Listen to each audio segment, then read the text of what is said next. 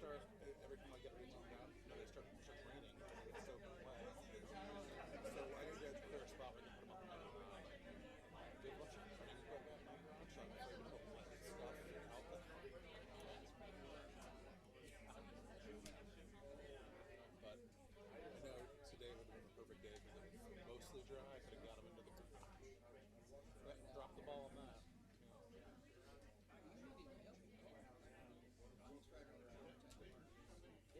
Where are you close to my house, proximity wise, like as far as? Yeah.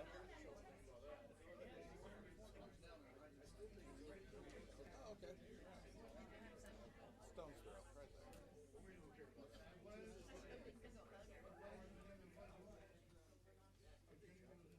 Recording in progress. All right, good evening, everyone. The time is now 7 p.m., and I welcome you all to our City Council meeting for Monday, January 5th, 2026. For all of you that can stand for the Pledge of Allegiance, I ask you to do so now.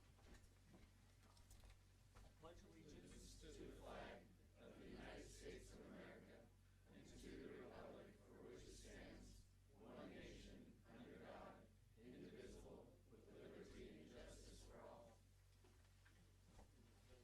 All right, with that, I will ask City Council members to have your mics close up. Let's speak loud and proud so people can hear us. Silence our cell phones for anyone that's in the room. Ms. Hogan, please take roll. Councilmember Burke. Aye. Councilmember Freimark. Aye. Councilmember Houston. Here. Councilmember Friend. Aye. Councilmember Michelson. Aye. Councilmember Deleuze. Deleuze. Deleuze. Here. Okay, sorry. All And then right. Councilmember Dowdy has emailed out this evening. Make a motion to excuse Councilmember Dowdy. Second. I have a first and a second. Ms. Hogan. Who is the second on that? The second was Mr. Burke. Councilmember Burke. Aye. Councilmember Freimark. Aye. Councilmember Houston. Aye. Councilmember Friend. Aye. Councilmember Michelson. Aye. Councilmember Deleuze. All right, she has been excused. Moving into the next item is comments for items not on the agenda. Mr. Pettit, come on up, sir.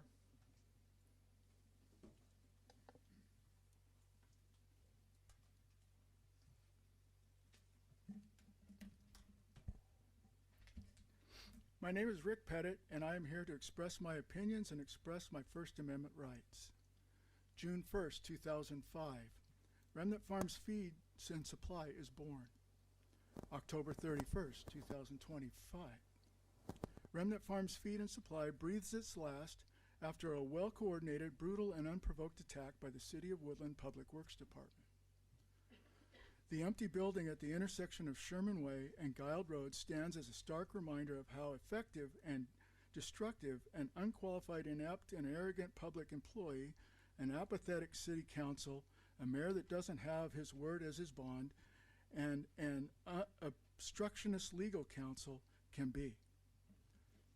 If this in this next section, think of Jeff Foxworthy, and you might be a redneck. If this happens, you might be in trouble. When a city government won't admit an error and make right an employee's, especially a program manager's, mistake.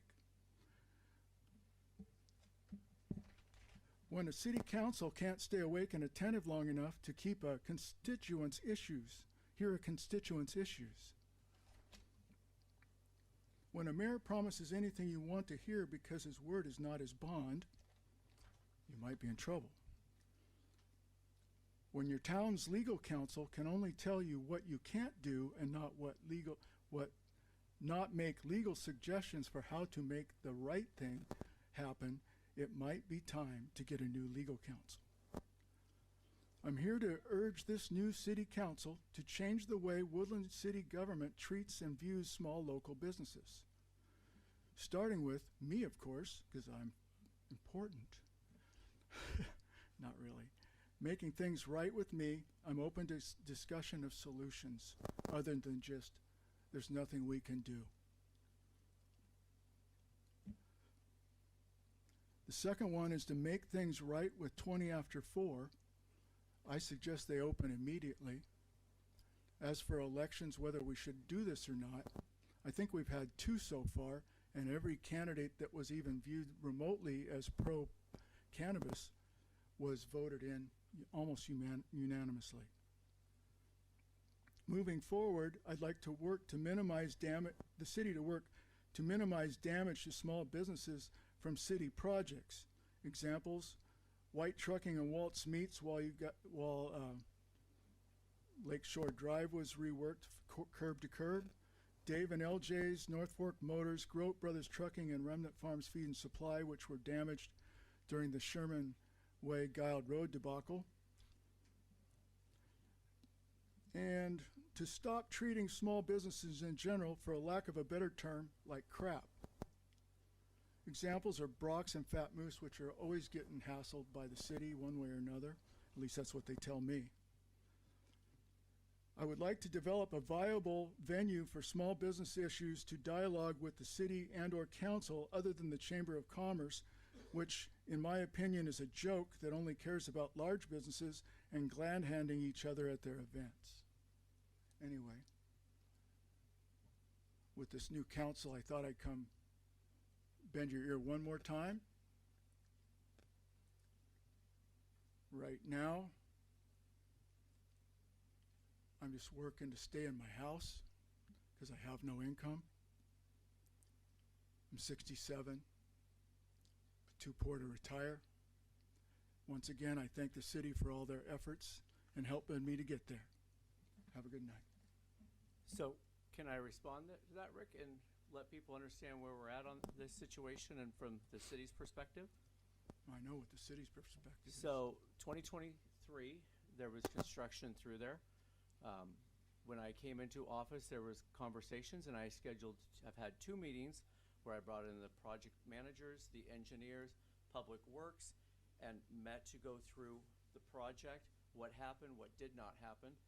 We gave you the information to work with the insurance company of the City of Woodland.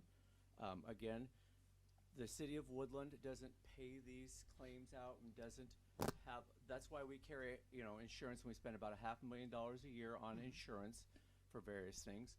You had a conversation with our insurance company. They sent you a letter back.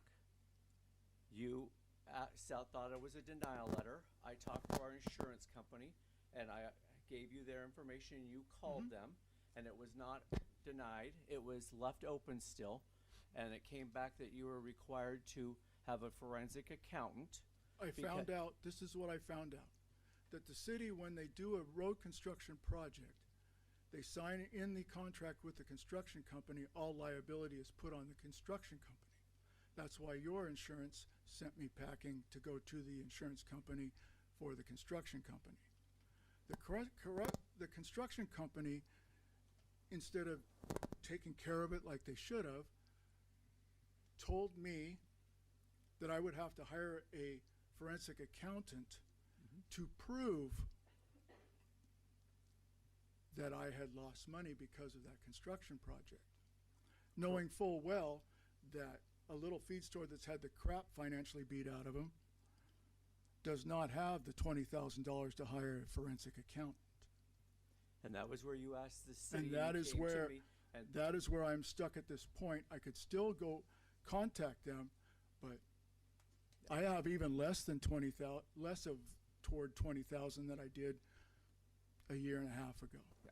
And I would just like to say, I can't speak for the city council, but I can speak for myself and the direction here. We are for small business, and we are supporting our businesses here. Again, that's why I've worked with you, and I've worked with our insurance company to connect you.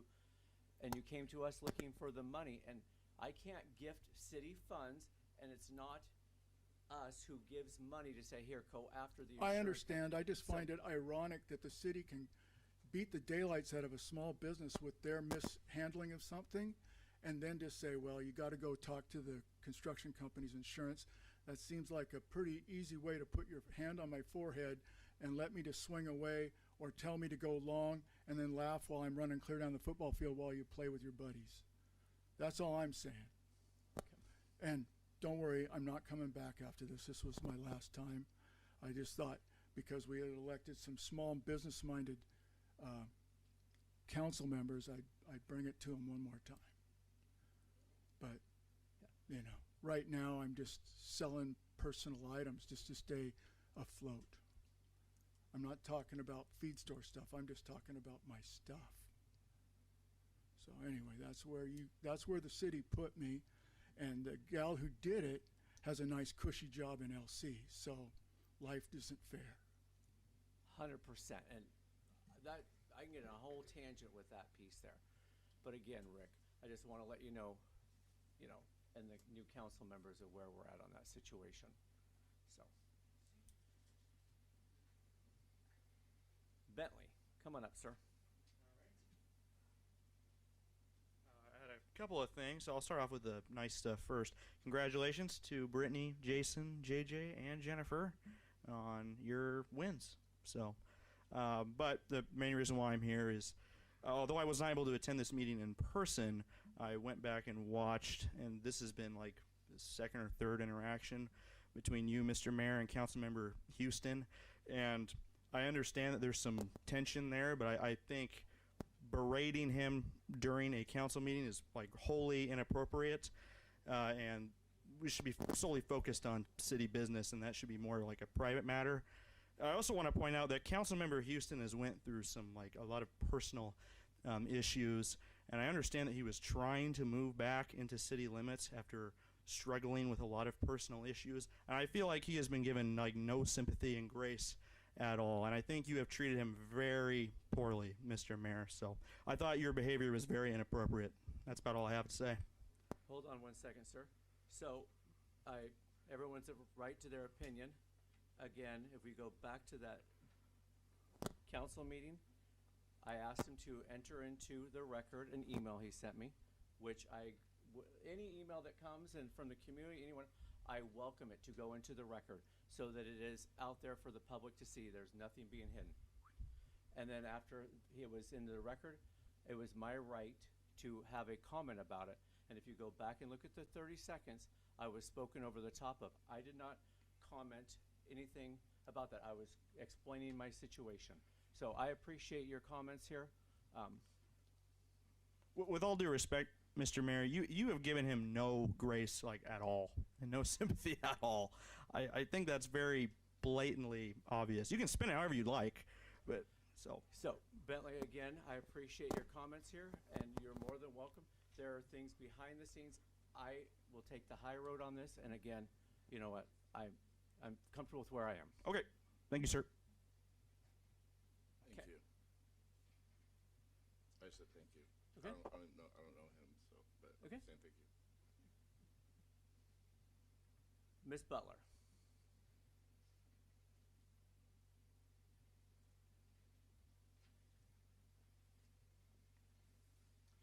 Just for the record and for our gathering tonight, I just think it'd be nice for the attendees to know that Mr. Bentley lives in Lexington, and I'm not sure why he's so fired up about Woodland. Thank you. Ms. Simpson, Adonica, come on up for LTAC.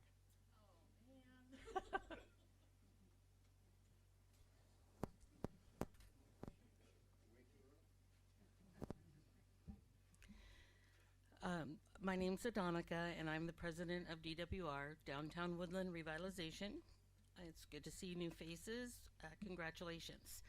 I'm here to request that the council entertain the LTAC funds that were left over from last year's $25,000 that didn't get awarded. We have some big plans for Woodland, and we weren't eligible for any funding from the Cowlitz tourism this year. And in order for us to be able to still do the two big events that we will do no matter what, we will do those for Woodland no matter what. But if we want to take on any larger projects that have been discussed and are in the works potentially, we would really appreciate the balance of our applicated amount for the full 50. I have submitted a second application for that balance, and so I'm just here to request that the city council have the LTAC committee look into that, however that might look. So, again, I haven't had any conversation or haven't seen anything on this, but I know that there was a discussion about the last 25,000 out there. So I had reached out to Emily, who our attorney is in the room tonight with us, about what does our code allow, what does RCW allow with regard to LTAC. If you look at what was budgeted, what was allocated through city council, there's $25,000 that is under allocated. And so that is what Ms. Simpson is referring to. So there's three options here. Is you can reopen the application process.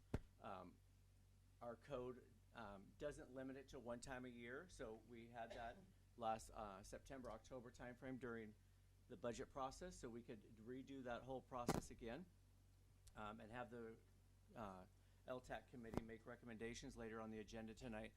We will be appointing a new city council member to chair the LTAC committee.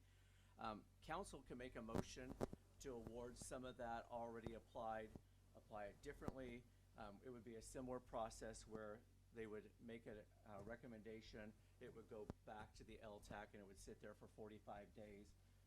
LTAC could come back and then it would come back to the council piece on that.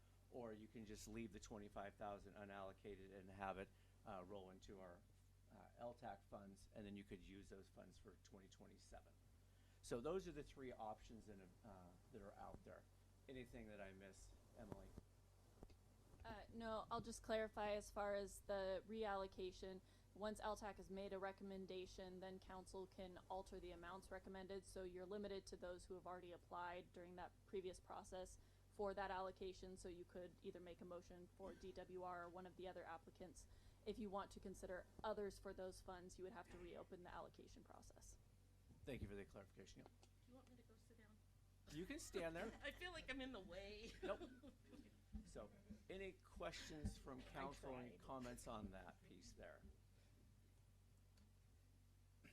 So I think we have a packed agenda tonight. So is this something we could put on a future agenda for discussion? Yep, just like any other agenda, shoot me an email, tell me, and I will make sure that staff gets it on our agenda. Would that be on the LTAC agenda? So LTAC committee doesn't get back together unless it's the one time a year process. Unless we want to go through that process again, this would be something that we would, we can make a motion onto the city council or make an action item, and then from there go back. We could turn it into a workshop and you give me direction of what we wanted to do. But again, I would need direction to put on the council agenda that you are looking to do something with the $25,000. Did I understand it correct that because it was initially, because DWR initially applied and they requested 50,000, we could approve that without an additional LTAC meeting? So since they have already applied and they are recommended by LTAC, council could make a motion to award a different amount than what LTAC recommended. So you could up to the 25,000. Wouldn't necessarily have to go back to LTAC, but they have to, the committee, but they would have to be given the opportunity to comment. So that's what the 45-day waiting period is. So you make the motion, you have to wait 45 days. The committee can convene, either comment or not comment. And then after 45 days, council can do whatever it is they want with that motion. Okay.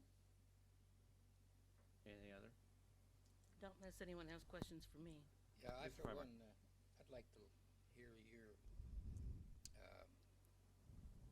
how you would expect to spend that and the benefits to the city. Oh. on that So I particular think money. we would have to Roll it do in. that at another meeting, not during public comment.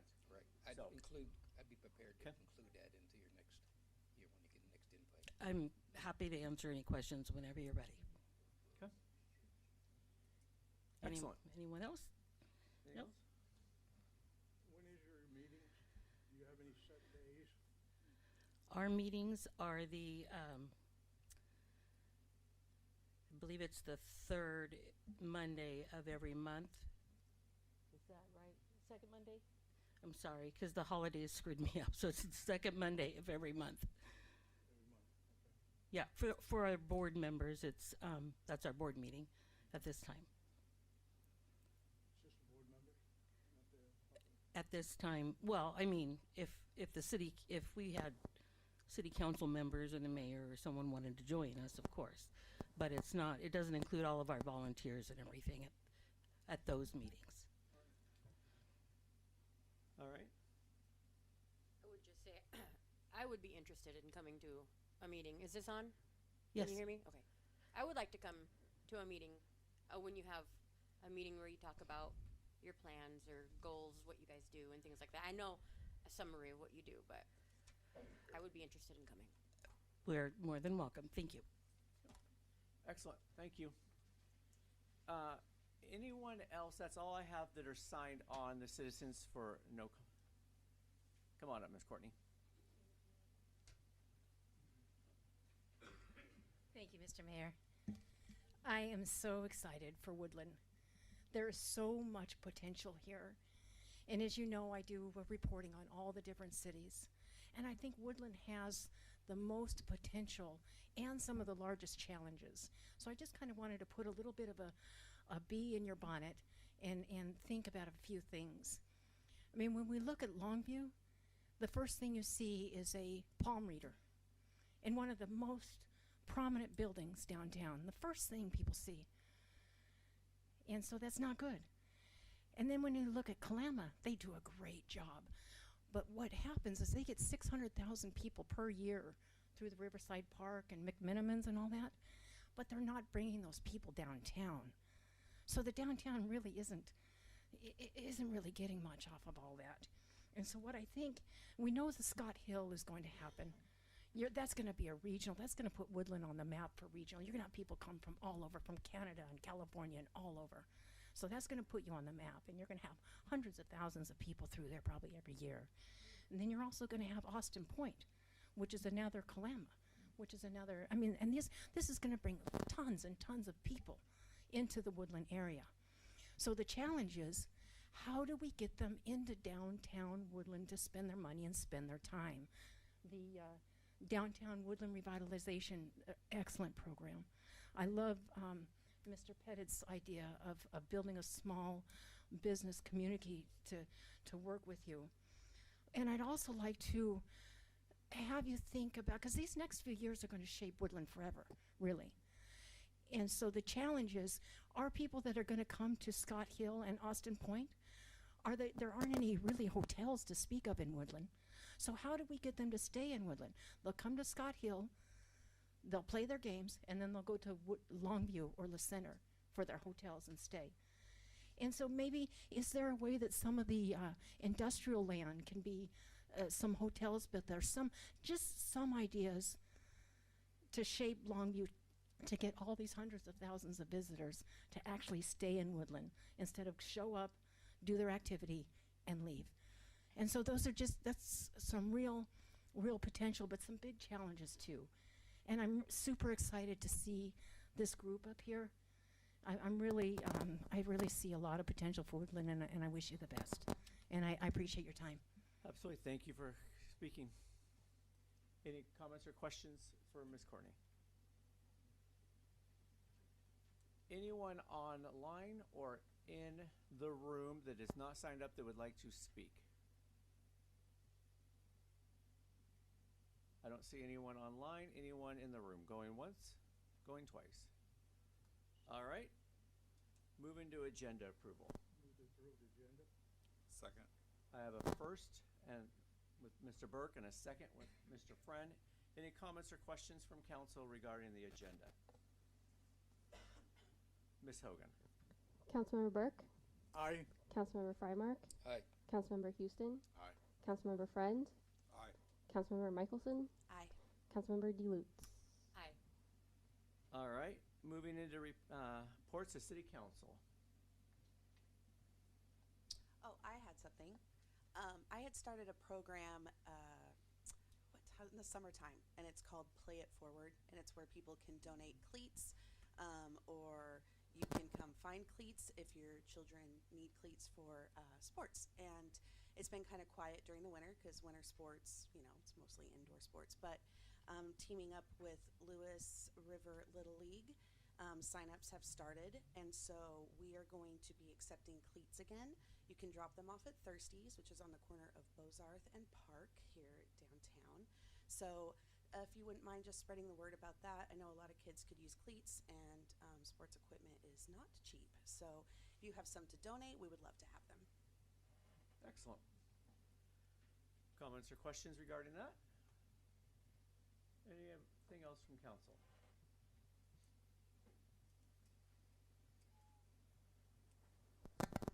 All right. Reports of standing committees. Public Works meeting was canceled tonight. Again, some of our council members are no longer here, and we need to put new committees tonight. So anything, Riley, that you want to share from the Public Works side? Okay. Reports to city officers. The mayor's office, just a couple things here. Upcoming items. First, as the Planning Commission is on the 15th of January, offices will be closed on the 19th for MLK Day, and then we have a city council meeting on currently scheduled for the 21st, but I would like to propose and kind of throw it out here. I'd like to move that to Wednesday night, the 21st. The Right now Wednesday it's night, the currently the 21st. 20th. Got it. So typically holiday is the 19th. We would have city council on the 20th. We would like to move it to the 21st, which is Wednesday. The reason we'd like to do that, per RCW, expenses through the 20th can go back into 2025. And so that would give our office employees time to get everything processed, everything from 2025 into Tyler Tech, get it approved, and then bring it to council for approval. Whereas if we do it on the 20th, it has that little stub period there and trying to make sure that everything from 2025. And so we already have to move it from Monday night to Tuesday night. So again, if we can get everything into 2025 and keep it clean and then start with a fresh year of 2026, I highly recommend it. It's one of those things where if somebody has an issue, we can say no, but I think I have an issue. I'm checking right now. I think I have to announce the basketball game that night, but I'll know in a second. anyone else have any issues that night? I would miss it, but last time I missed it, they didn't approve my absence.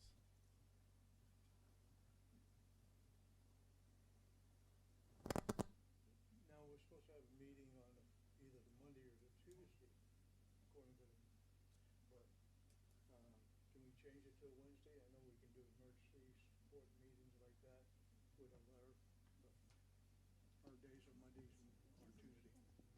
You can set, it would essentially be a special meeting for that night, so that's fine. Again, it makes it so our financials are clean and gets everything aligned with what is RCW with 20 days.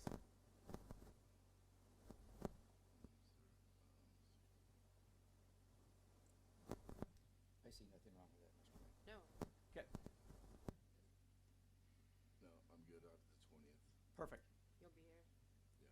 All right, so the 21st actually works Yeah. better for you. Excellent. Okay, so our next city council meeting will be the 21st of January. Okay? And then following that, we'll get back to the regularly scheduled February 2nd city council meeting. Couple things here. I talked to Emily and we went through and welcome city council members here. New, it's kind of refreshing to see new faces in the crowd up here as well. Look forward to partnering, working with you all up here. Just a few things where I said, Emily, what are some things that, you know, just to remind us all and say, hey, as we're elected in our current roles, what are some things? And so I had her put some bullet points here just to read them all for us as elected officials and for people in the community to think about. As elected officials, this is a job. We're representatives of the city. We carry consequences individually and for the city. Elected officials have limited First Amendment rights when speaking from our position as city representatives. This applies in public and on social media. Open Public Act, OPMA, again, you'll see that when you do your AWC training, can impose fines and people individually if they violate these provisions, which means when we send emails, you'll see emails from me that will be to all of you. It'll be blind copied. That way nobody can respond back. It'll be FYI, hey, this information is out there, kind of a deal, and that's the reason it's blind copied, so nobody can return and all of a sudden have a quorum, so to speak, on email. Everything related to the conduct of government is subject to public records. So out on our website on the City of Woodland, there is a spot out there where you can do public records requests, anything from meetings to permits that have been issued to emails to text messages on my city phone, you name it, it is out there, and we get several public records requests a day, and they get reviewed, put together, and then lawyers will look at them as well. So that is out there. The Supreme Court has held elected officials can be acting as a public official even in wholly private social media page. So again, if I'm on my own private page, I still can be held liable there. Emojis are considered speech and therefore the same as the First Amendment and OPMA and PRA issues. Same with elected roles and responsibilities, the best way to prevent city liability. So again, just as a friendly reminder and as a friendly reminder to our community as you interact and you see council members and myself as the mayor, things that we are held accountable for. Any questions or comments there? I just think as we go into a new session that it's one of those things to put forefront. Okay, the last thing I have here is 100 Davidson, the old fire station. So just get people up to speed real briefly. We partnered with the city of Woodland Port, and they did a $75,000 grant they got, and then they spent their money and paid for a study of what we should do with that building. They came back with, let's just say, a 65, 70-page document here of recommendations. Port Director Chris is out here in the audience. We met last Friday on this. I would say this document is extremely underwhelming. It comes, and he's nodding his head with agreement. Here we thought that we would get some grandiose ideas of what we can do. And I love partnering with the port. It's been great working with them over the time. However, I think I'm glad that they spent this money and that the city didn't, because I would just be really disappointed. At the end of the day, we will be having a workshop on Saturday. I would welcome the community. The city council will be there, staff will be there, and we will be discussing this, because at the end of the day, it comes down to, we'll be inviting our port commissioners, we'll invite Chris. We all agreed that we would be there. It comes down to, there's ultimately three things we can do. We can sell the place as is, market value, you know, roughly anywhere from $400,000 to $600,000, so call it $500,000 bucks. You could tear the thing down and then try and sell it. If you tear the thing down, you're spending probably $600,000 to demolish it, and then if you sell the land, you're back at $500,000, so you've wasted $100,000. You can demolish it and then rebuild. To rebuild something there would be in the upwards of 9 to 12, somewhere in that $10 million range, depending on what it is, because of the size of the property and what you would want to do. I mean, we could leave it as a parking lot, or you can spend $10 million roughly and rehabitat, refinish, or repurpose that building as is, which would be very difficult. So I could have told you those things without doing this study. So I think we need to spend 2 to 3 hours as a council with our port commissioners and with our staff and anyone in the public that can attend to go through and talk about what do we want to do, what should we do with that building, because it's just sitting there right now. So look for that to be coming. Where will that be held?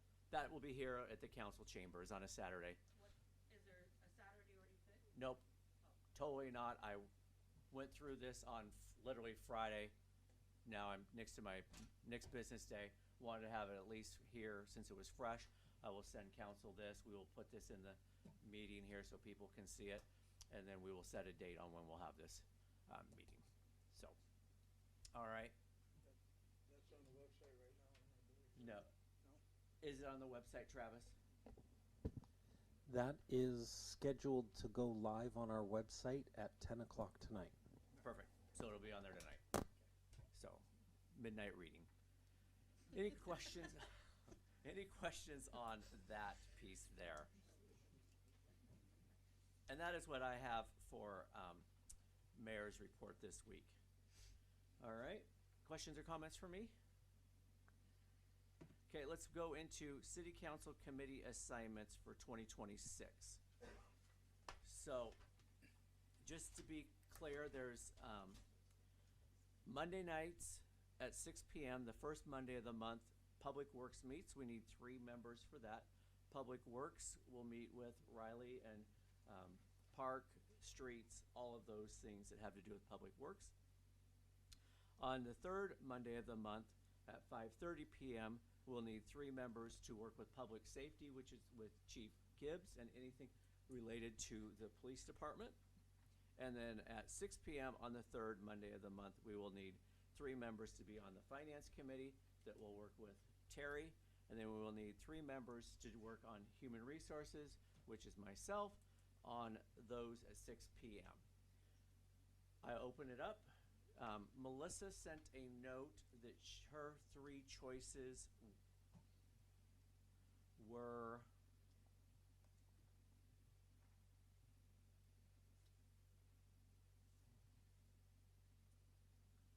Public safety was one. her 3 choices. First choice was Public Safety, Human Resources, and Public Works. I will open it up and say, hey, what are your first choices here?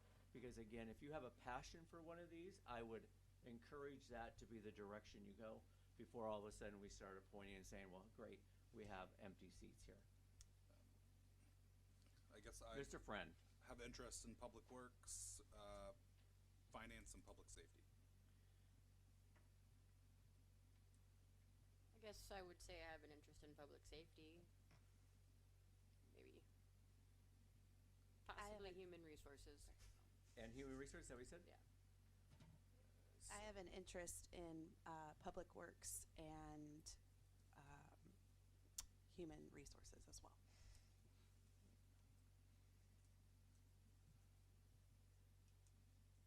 Gabe and, or Mr. Houston, Mr. Frymark, and Mr. Burke. We still would like to put you, I mean, Public safety. Mr. Houston, Public I mean. safety and public works. Safety and Public Works. Yeah. Wasn't there a mosquito board or? So there is a mosquito board which is outside of these pieces here. Okay. Just CW COG as well as one of those, and then LTAC is one. So, yeah. Okay. So you said Public Safety and what? Public works. Mr. Frymark, what was yours? I have a passion for public safety, and that would be my number 1. I've been in finance now a couple of years, and I think things really progressed in the 2 years that I've been there. So I like to stay on public works and take in human resources. Public safety would be my first one. Okay. Mr. Burke? I want to see mosquito control district. I don't like playing with those things. Okay, mosquitoes, I get that. But what about the, Well, let's see, it seems like a lot of people want Public Works. Public safety, how many people? so right now we have 4 people that want to be on Public Works. We have 5 that want to be on Public Safety. We have 1 that wants to be on Finance and 3 that would like to be on HR. You put me in the one that. 1 on Finance. What was that? I was gonna say if there's one that doesn't have hardly anyone, I'll go with that one. I'm with you too, Gabe. Councilmember Burke, they were saying they can't hear you. They can't Talk hear you, through you're your not mic. speaking in your mic. JJ, right here. Oh, okay, yeah, no, I said I'll take, mosquito control district and, finance. Okay. So there are 4 people on, so Ms. Michelson, I appreciate yours. the 6 p.m. would not work because you have HR and finance. Okay. Would you be willing to move to finance, or do you want to stay on HR? I'm okay. I can stay on HR then. Okay. All right. So here's what I have written down. For HR, we have Ms. DeLuz, Ms. Michelson, and Mr. Frymark. Okay? For finance, we have Mr. Friend, Mr. Houston, and Mr. Burke. I wasn't on finance. You didn't say you wanted finance when I said I have 2? Public safety and public works. I thought you said when I had 2. Oh, okay. I was just on finance, but I don't care. Put it on there again. Nope. Well, I have 4 people on public works and I have 4 people on that's fine. public safety. Just switch it then. Okay. So, Mr. Friend, Mr. Houston, and Mr. Burke will be on finance. Public Works will be Mr. Friend, Ms. Michelson, and Mr. Frymark. And then Public Safety, we've got everybody under the sun here. So we've got Mr. Friend, Ms. DeLuz, Ms. Dowdy, Mr. Houston, and Mr. Frymark. Right. So, Mr. Frymark, I'm going to kick you off of there because we already have you on 2 others. Remove me since I'm on 2 others also. I've removed you already, so that leaves us with Ms. Dowdy, Mr. Houston, and Ms. DeLuz. Okay? Any issues, questions? Anybody want to switch, or y'all good with that? I do have one question. Absolutely, fire away. So, when Councilmember Houston removes himself and we have someone, will they just take what Councilmember Houston has been a part of? We can do it Correct. multiple ways, yes, Okay. or we can reallocate around the table. Okay, So, excellent. okay. All right. Why did I hear you say about public safety? So public safety is Ms. DeLuz, Ms. Dowdy, and Mr. Houston. Mr. Frymark, you are on HR and Public Works. Okay? All right. Good. Any questions or comments?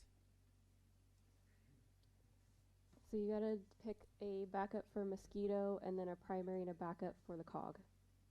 Okay. So we heard loud and clear Mr. Burke would like to stay on mosquito. We need Backup. what was that? Backup. Backup? Does anyone else want backup for mosquitoes? Sold. Got it. Gotta watch out, they let them loose once in a while. CW Cog, I believe, is Mr. Frymark. Are you CW Cog? Councilmember Hall. Oh, you're right, Councilmember Hall. So we need to find somebody who would like to be on CW Cog. Councils of Wahkiakum, Cowlitz. Do we know their meeting times, just so whoever volunteers is available? Those are not regularly scheduled meetings. Those are during the day and during the week sometimes. So they're a little bit tricky. They're quarterly too, aren't they? Yes. I wouldn't be opposed to it. Sounds interesting. Lot to learn in that situation. All right. Miss Michelson, sold. And our backup? Don't everybody jump at once here. For CW Cog. Oh, I'll take the backup. Okay, thank you, Mr. Friend. Okay, excellent. All right. Any other questions on that there with council member assignments for 2026? Okay. What was that? No, it's on a different appointment on the yep, agenda. yep, It's not yep. for committee assignments. Can you repeat who is on finance? Because I have Councilmember Frymark on here for human resources I have and Councilmember finance. Friend, Councilmember Burke, and Councilmember Houston. Okay, thank you. Uh-huh. All right, moving into consent items. move to approve the consent. I have a first from Mr. Burke. Second. I have a second from Mr. Friend. Any questions or comments before we take a vote on minutes from the December 15th meeting? Ms. Hogan. Councilmember Burke, Aye. Councilmember Freimark, Aye. Councilmember Houston, Aye. Councilmember Friend, Aye. Councilmember Michelson, Aye.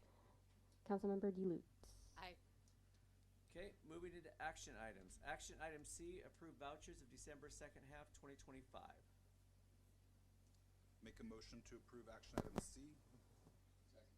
I have a first from Mr. Friend and a second from Mr. Freimark. Any questions or comments on this? Any questions on the invoices and the payments? All right, Ms. Hogan. Councilmember Burke, Aye. Councilmember Freimark, Aye. Councilmember Houston, Aye. Councilmember Friend, Aye. Councilmember Michelson, Aye. Councilmember DeLutz. Aye. All right, moving into action item D, nominate and elect pro tem. So before we get into that whole thing, I just kind of want to walk through for everyone up here, people in the community, so that we all are there. What we will do is Ms. Hogan will go right down the list, and each of you will get to nominate somebody. You can nominate yourself or somebody else on council. If somebody else has already been nominated, you can give a second for that. If we get more than one person that has a second, so we have two people with seconds, we will do a vote. If only one person gets a second, then that person would be our Mayor Pro Tem. So I know that Ms. Dowdy is not here, and she is asked to be Mayor Pro Tem, so I just wanted to throw that out there. But any questions on how Mayor Pro Tem gets elected here? Again, it fills in for those meetings where I would not be present and will run city council meetings. Okay. Ms. Hogan. And you don't have to nominate if you don't want to. And if you're nominated and you don't want to be pro tem, please let me know. Correct. So, Councilmember Burke, you want to start us off? Yeah, I'll nominate myself.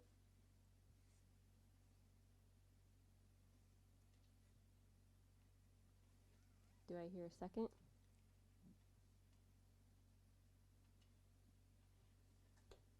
No seconds. Councilmember Freimark? Councilman Freimark. Let's see. Well, I'll volunteer and throw my head into that. But if there's not going to be a lot of hate discontent on that. Could you have him talk on his microphone? Yep. Yep. Raise your microphone up there, sir. So your That voice any doesn't better? project over the top of it. Okay. Well, I'll throw my head into that ring and volunteer to do that. As long as it doesn't cause a whole lot of hate and discontent. Do we have a second for Councilmember Freimark? No seconds. Councilmember Friend? I'll nominate myself. I'll second.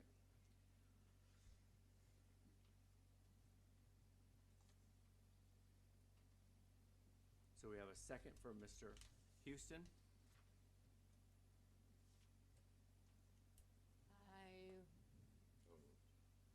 Can I? Oh, we're gonna debate. So now, No, we nope, should nope, vote. now we just keep going down. Councilmember Houston? Councilmember Friend. Councilmember Michelson? Councilmember Friend. And Councilmember DeLutz.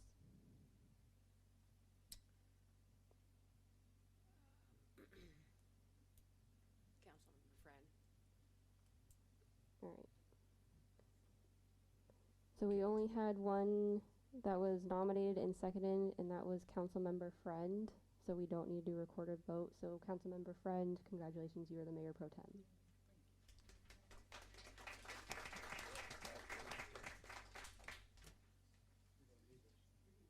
No, we don't need those pieces of paper. So please do as you wish with those. I appreciate everyone's diligence to working through that. Action item E, appoint a new check signer. As again, these are for the general funds and the reimbursement funds at the city. Make a motion to nominate Councilmember Friend. So I have a Second. motion to nominate Mr. Friend to be a check signer, A second. and I have a second from Ms. Michelson. Any comments or questions before we take a vote? And if there's not a majority here, then we would come back to it. Any comments or questions? Ms. Hogan, we have a first and a second. Councilmember Burke, Aye. Councilmember Frymark, Present. Councilmember Houston, Aye. Councilmember Friend, Aye. Councilmember Michelson, Aye. Councilmember DeLutz. Aye. Okay, so we will get Councilmember Friend as a signer on to the account with the normal or legitimate procedures, going down to the bank, doing a signature card and all of that. In the meantime, Riley has a signature on there, so Riley and I will be signing these checks tonight that were approved earlier. Just so everyone knows, we require 2 signatures on every single check that goes out the door at the city. Okay. Moving into action item F, nominate and elect Lodging Tax Advisory Committee Chair.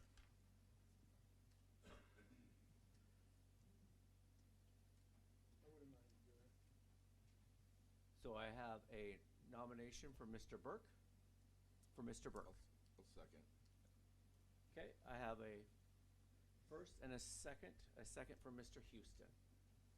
Any comments or questions before we take a vote on that? Ms. Hogan. Councilmember Michelson, Aye. Councilmember Friend, Aye. Councilmember DeLutz, Aye. Councilmember Houston, Aye. Councilmember Frymark, Aye. Councilmember Burke. Aye. Okay, Mr. Burke will be our chair for the LTAC committee, and that is a 2-year appointment. So, okay, thank you very much. Action item G, authorize the mayor to sign a retro program member service agreement with the Association of Washington Cities, AWC. I so move. I'll second. I have a first from Mr. Frymark and a second from Mr. Friend. This here is to change the dates from the February or through February. Again, this was a retro change with the AWC. Any questions or comments from the community? It requires now a 12-month termination notice in the terms with our agreement with AWC. And based on the size of our city, that is the reason we joined AWC, Association of Washington Cities. Okay? Ms. Hogan. Councilmember Friend, Aye. Councilmember Houston, Aye. Councilmember Burke, Aye. Councilmember Frymark, Aye. Councilmember Michelson, Aye. Councilmember DeLutz. Aye. Moving into action item H, amend language for the transportation element of the 2025 City of Woodland Comprehensive Plan. Motion to approve action item H. Second. We have a first from Councilmember Houston and a second from Mr. Frymark. Questions or comments on this one here? Mr. Goddard, do you want to chime in on any changes that we have had as far as the comprehensive plan? So this information was brought to our attention that the transportation improvement or the transportation element didn't include one required element, and that's our ADA transition plan, which had been adopted previously. So this language is almost word for word straight out of the ADA transition plan. So there is no substantive policy changes than something that was already adopted by the previous councils. Questions or comments about the comprehensive plan update and change? Ms. Hogan. Councilmember Frymark, Aye. Councilmember Friend, Aye. Councilmember Burke, Aye. Councilmember Houston, Aye. Councilmember DeLutz, Aye. Councilmember Michelson. Aye. Moving into action item I, ordinance number, oh, sorry, my bad.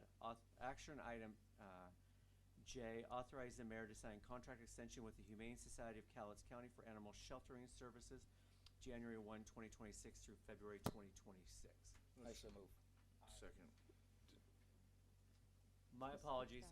I messed up. We need to go to action item I, which is Ordinance 1576, 2025 Comprehensive Plan, final reading. Motion to approve action item I. Okay. Apologies. So I have a first from Mr. Houston on action item I. Second. And I have a second from Council Member Friend on action item I. Comprehensive Plan, final reading. Just as a reminder from the Department of Commerce, we got an email from them on our comprehensive plan, a list of 6 or 7 things that we needed to address in the future related to equity and various items within the community size and housing and those pieces there. Travis is working through a response on all of those items, about 7 items. Okay. Questions or comments on the comprehensive plan final reading? Ms. Hogan. Councilmember Michelson? Aye. Councilmember Houston? Aye. Councilmember Friend? Aye. Councilmember DeLutz? Aye. Councilmember Freimark? Councilmember Burke? Aye. Moving into action item J, authorize the mayor to sign contract extension with the Humane Society of Cowlitz County for animal sheltering services, January 1, 2026 through February 28, 2026. I so move. Second. So I have a first from Mr. Freimark and a second from Mr. Friend. Again, this is one of those things in our local agreement. We've been working with the other communities in Cowlitz County to get animal services here. The Humane Society has raised the prices quite a bit. We've negotiated as far as we could get, and this is doing an extension through February 28th of 2026, hoping that we can come to terms with the other communities and cities in Cowlitz County. Questions or comments? Ms. Hogan. Councilmember DeLutz? Aye. Councilmember Michelson? Aye. Councilmember Friend? Aye. Councilmember Freimark? Aye. Councilmember Houston? Aye. Councilmember Burke? Aye. All right, the time is now 7:56, and we will go into workshop. The first item on our workshop is workshop item K, ordinance number 1584, allow for retail sales of marijuana as a permitted use in the highway commercial C2 zone. So, little conversation before we kick off the conversation here. I've asked Emily to come down because I know there's been various things that have been said, various things that have, transpired over the last 10 to 13, 15 years inside our city. And I wanted to make sure that the lawyer was actually in the room and could be part of this conversation. So why is it here this first night of a new council meeting, and why is it a workshop? So let me first start those things, because those are a couple items that have come towards me over the last 48, 72 hours. So a business here in the city of Woodland has been looking to rezone and get a change of C2 zoning for their business so that they can have a marijuana dispensary inside the city limits, because currently our zoning does not allow for that. That business owner paid $2,500, went to the planning commission, which then comes to city council for a change in zoning. Anyone who has a piece of property, who has land, building, those can pay the $2,500 and go before the city and go for the planning commission and then come to council and have changes made to the zoning. Again, planning commission makes a recommendation. City council can go for or against them. But again, it is the 7 of you elected officials who determine what our zoning should be within the city. It's my job to go move that forward based on your approval, passage, and work with the city to make sure we did it. So he came forward last October timeframe. I went to the planning commission. His request was to have this brought forward in the first 2 meetings of January. So again, this is not something from council or one of us. This is following our process of that. So rather than having right out of the gate where we have new city council members, we've had, different conversations here. I felt it was very important to have the dialogue and conversation about what is the city has been, what can we do, where can we go. From this workshop, gives everybody in the community, anyone online, anyone, when I say community, whether you live in the city or not, it does not make a difference. Everyone has a voice and a opinion here. So that is how we got to having a workshop tonight. Was not some big conspiracy, boom, it's the first of the year, let's go, but it's again following the, there. Mr. Houston. Is this like the third or fourth time that the planning commission has recommended that we approve it? I'm gonna ask Fifth Travis to give me the exact, I believe it's probably Fifth. 5 or 6. Okay. So again, and every time they're required to pay $2,500. Okay? My 2 cents is we go with the recommendation of the planning commission almost everything except for this, so maybe it's time after. So I'll get, hold on a second, Ms. Houston, let me go through where we're at here on that, and then I'll open it up to Emily, and then we can have a dialogue and the conversation, you know what I mean? Yeah. Okay, so, I asked Emily to come and be part of this conversation because I have heard things such as there is a moratorium inside the city of Woodland, that we cannot, do this. I've heard various things about the businesses come forward here and he's not allowed to own. All these random things. Again, it's no different than a liquor license. If the liquor control board provides that, that is the city. We're not here to say, you get a license, you get a license, you get a license. We are here to say, do we want it within the zoning? So I just want to be clear there, because I asked Emily to clear these ideas out there. I want open dialogue and conversation. I don't want anyone in the community thinking there's something going on, because again, it's 6,500 people that live within the city and another 8,000 to 10,000 in the county around here that all need to be heard here. I'm going to open it up to you, Emily, now, and just chime in on the moratorium, what can be done with the city, what we can't do. There's been various things about changing the zoning, about an advisory vote. Just, the floor is yours for a minute. Okay, thanks. So a moratorium is a temporary land use measure that the council can employ to kind of figure out what you want to do. Moratoriums are not an indefinite land use control measure. So at this point in your code, you actually have a prohibition on it. So you've moved past the moratorium phase and you have a prohibition on retail sales. So the word moratorium is kind of a misnomer in that concept, is that we've moved past that into the prohibition phase. But this is within council's purview. This is one of the fundamental points of the council and how you want to zone your city, what things you want to allow in certain zones. And so at this point, you can absolutely take away that prohibition and make it a permitted use within certain zones, or you can leave it as it is with the prohibition throughout the entire city. So the moratorium piece is really a very temporary, and statute actually limits it to 6 months at a time, and there have to be public hearings in order to extend moratoriums. So at this point, we just have a prohibition on the books. You could do an advisory vote. Those are non-binding. I think we've talked about that with prior council. It is a fairly costly endeavor for the city for something that is non-binding. So at this point, it's really just one of those absolute policy decisions on the council of what you want to allow and where in your city. If you don't want to make any changes, then the code stays as it is, and it's not a moratorium, it's just a prohibition.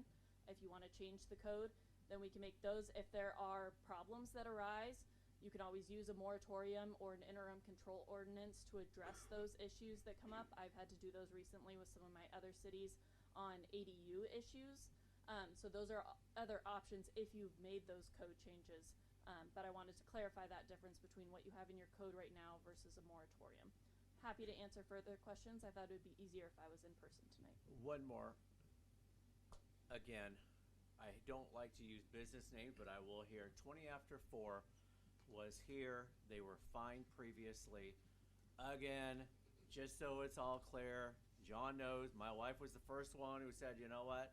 Charge him because, again, he's in the wrong zoning. Hello. My question here is, we hear, well, should John be able to operate a business? Should there be a lottery? Can we have more than, do you know what I'm saying? Can you touch on that piece as what the city's responsibility is? So the city is limited to whether or not this is allowed and where, within what certain types of zones are allowed. Once you have established that, so if retail marijuana is something that you want in the city, then that hands over to the state licensing essentially for the rest of it. So you can set your limitations on what zoning, and there may be a little other things, but I think Travis and I have looked at the map. But essentially you can decide what zoning you want or no zoning. And then once you've done that, it goes to the state and their requirements, and the city doesn't have a whole lot of influence on that.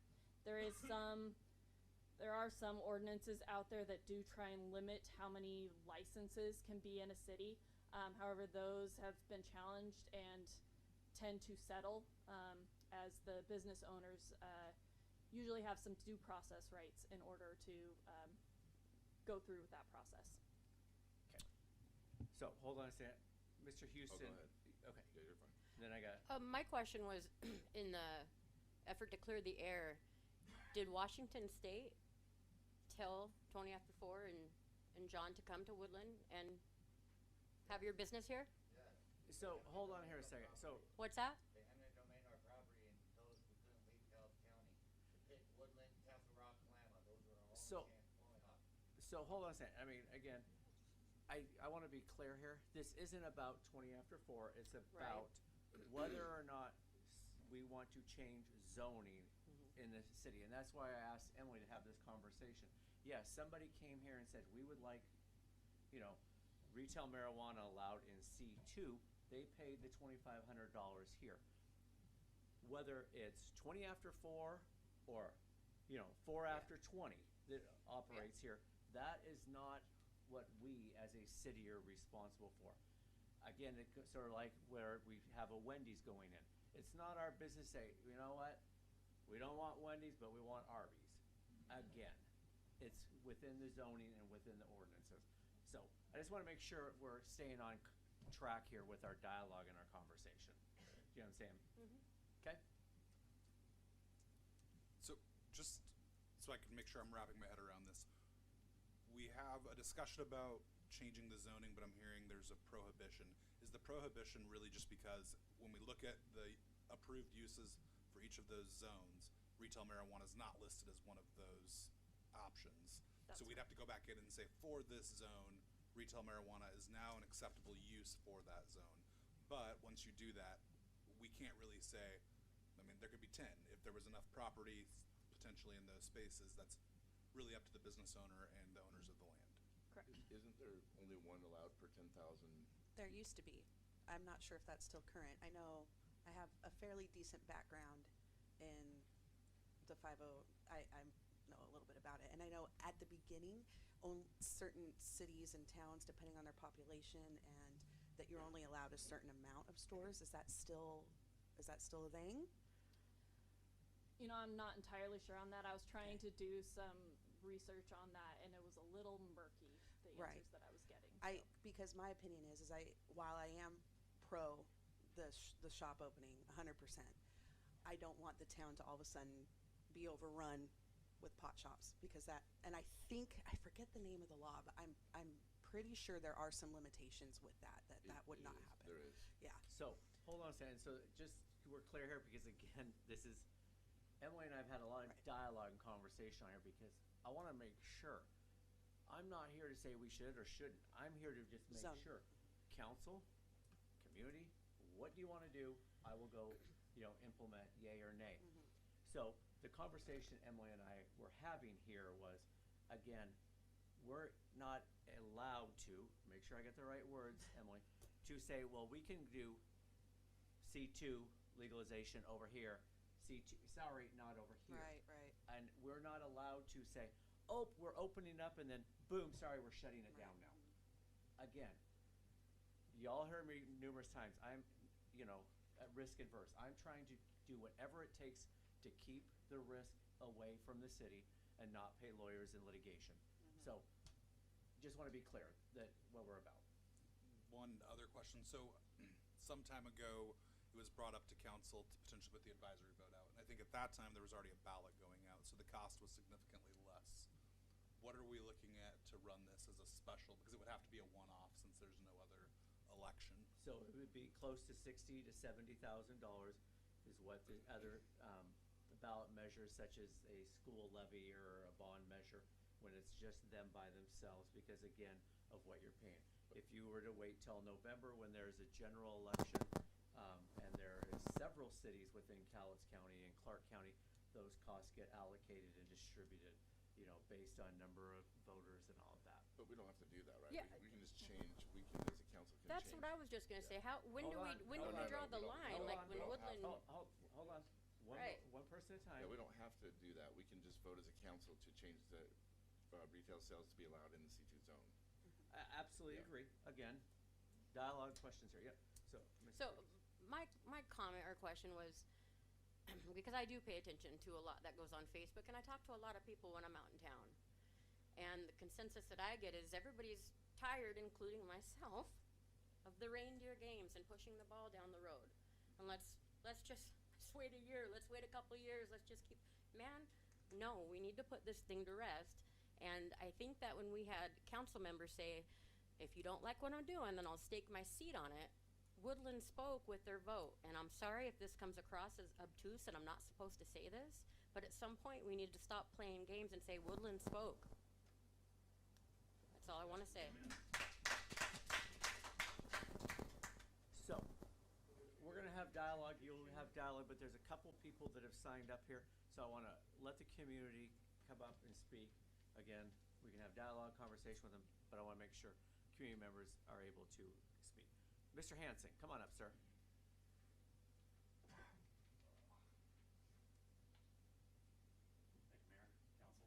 Thank you, Mayor, Council, friends, neighbors. My name is Eric Hansen, and I'm a proud Woodlander for 11 years now. And I'm staying at home, and I'm not going anywhere. I'm actually here tonight to talk about marijuana and what it does and what it's done for me. And the reason I do that is there were rumblings around that there was some quote-unquote, my words, rather, moral high ground that this thing wasn't pushed through. I just want to ask two questions, tell you my story, and end with a closing comment. So if I have that kind of latitude, just anybody in the room, show of hands, has anybody ever heard of pancreatic cancer? Yes. Okay, second question, has anybody themselves, their family, or friends been impacted by pancreatic cancer? Yes, I lost my uncle to it. In 2020, when the pandemic was in full swing, I took a break and I drove down to San Diego to have a family reunion. I got terribly ill. So ill that I was held up in my niece's spare bedroom for about 5 days. And I got up enough energy to drive back home. I was thinking I had COVID. All the way back through California, couldn't use a bathroom, couldn't go into and I was sick. Went to primary, couldn't really find anything. Might be diverticulitis. I tested negative for COVID. And I went to my oncologist because I am a prior cancer patient. I had stage 3 inoperable pancreatic cancer. The tumor was attached to my aortic artery, and completely, that's why it's inoperable. So when I asked the surgeon, I said, so by inoperable, do you mean terminal? And he goes, I do mean terminal. And I said, so in terms of time, what do I have? And he goes, without treatment, 3 months. With chemo and radiation, 6 months. So I took the bait. I didn't have any other choice. I'm going to go out fighting. Shortly thereafter, I was introduced to a holistic doctor, a local lady. She's lives in this area. And she took me through a scenario of where if I lessened or took all the sugar out of my body and consumed high alkali water and took a THC derivative called Rick Simpson oil, that it may impact and may give me better quality of life, and it's possible it could extend my life. I started that the same day that I started my chemotherapy. That was 6 years ago. In 2 weeks after taking chemotherapy and Rick Simpson oil, my tumor marker, my CA19-9, had decreased by 38%. 2 weeks later, my CA19-9 had decreased a total of 68%. My last scan and checkup was about 3 months ago, and all 3 cancers, I had stage 4 prostate cancer in 2018 and stage 2 breast cancer in 2018. All of my tumors they can't find them, they're not there. And they're baffled. And they're beholden to pharmacology, and I get it. They can't talk about that in a clinical setting, but we've had a lot of conversations. Let's just say my doctors are shocked and delighted at the outcome. And I was given permission, you're gonna die, do whatever you wanna do. And I've lived 6 years. I'll add this too. I didn't lose my hair, that's why I have long hair right now. Although a little sparse up top. I didn't get stuck on chemotherapy. I didn't get moon face from all the drugs I was taking. I did really well. I got sick when I went through radiation. The marijuana helped me with my stomach issues, my nausea. It also helped me to get an appetite to eat. I'd lost a considerable amount of weight. Mine is one such story. There are thousands of them. I can provide documentation on it. Heck, my doctors would even write a letter. I'm sure they would. It's a taboo subject for a lot of reasons, basically, federal reasons. But I offer that marijuana is really a lot more than puff, puff, pass, and bong hits and Led Zeppelin records. I traded that in for an extra 6 years with my granddaughter. John was very kind to me when I was going through this. He made sure that I had exactly what I needed directly from the grower themselves. And these people, by the way, the growers, the product that you get in these dispensaries are local growers. Woodland contributes to that quite a bit. I am also a retired combat veteran, and I utilize it for PTSD. I'm also allergic to opioids, so my only pain medication is marijuana and Tylenol. You just got to be responsible when you do it. My closing comment is, I've made a comment here, I made a case to where I've shown the medical benefits of marijuana and why it should be available to the people in our community without having to drive 30 miles in either direction. We're gonna get it, and somebody else is gonna get the revenue off of it. So I've made that case. I think we need to make a case for health benefits of alcohol and cigarettes, and if we can't make that case, then I think we ought to take them out of city limits as well. Thank you for your time. Thank you. Eric? Sorry, Mr. Hanson. I apologize for calling you Eric here. Since you and That's I know okay, each Todd. other. Yeah. Any questions or comments from council before he walks away? I went through similar, didn't go through pancreatic cancer, but I had stage 3 colon cancer and did 10 rounds of chemo, and I couldn't eat. I was sick all the time, couldn't sleep. I have horrible insomnia. That's the only thing, and John, same thing, helped me, and it was game changer as far as my health when I was going through that. So I see where you're coming from. John is more than a business to me, he's family, and maybe you can ask my granddaughter if she likes Papa Eric being around.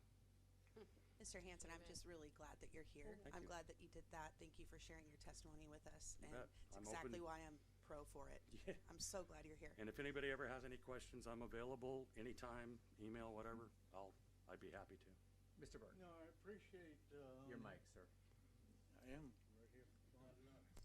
Can you hear me? Can you hear me? Okay. Just eat your microphone.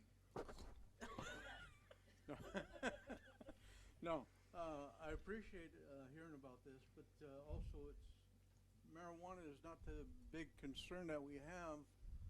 We're talking about the recreational marijuana, not the. You can get medical marijuana. You can grow it at home. You can buy it locally or in Ridgefield. I am a consumer of recreational marijuana as well. Yeah. I also am a tax-paying citizen, and I hold a job, and I hold high degrees in commendation. So, you know, I think it's public education, which has to be with any substance. Driving a car, alcohol, cigarettes. Okay. So, a little less reefer madness and a little more education. Agreed. Thank you, sir. Appreciate you coming down tonight. Max, come on up, sir.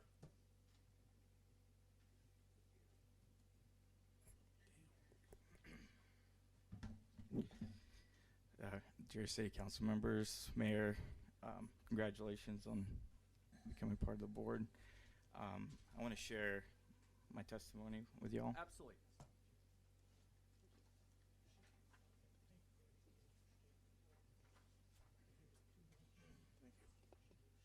Can you give an extra one to Ms. Hogan so it can go into the record? I will give her mine. I'll stick it in here. Yep. Yep. Oh, that's fine. I'll share.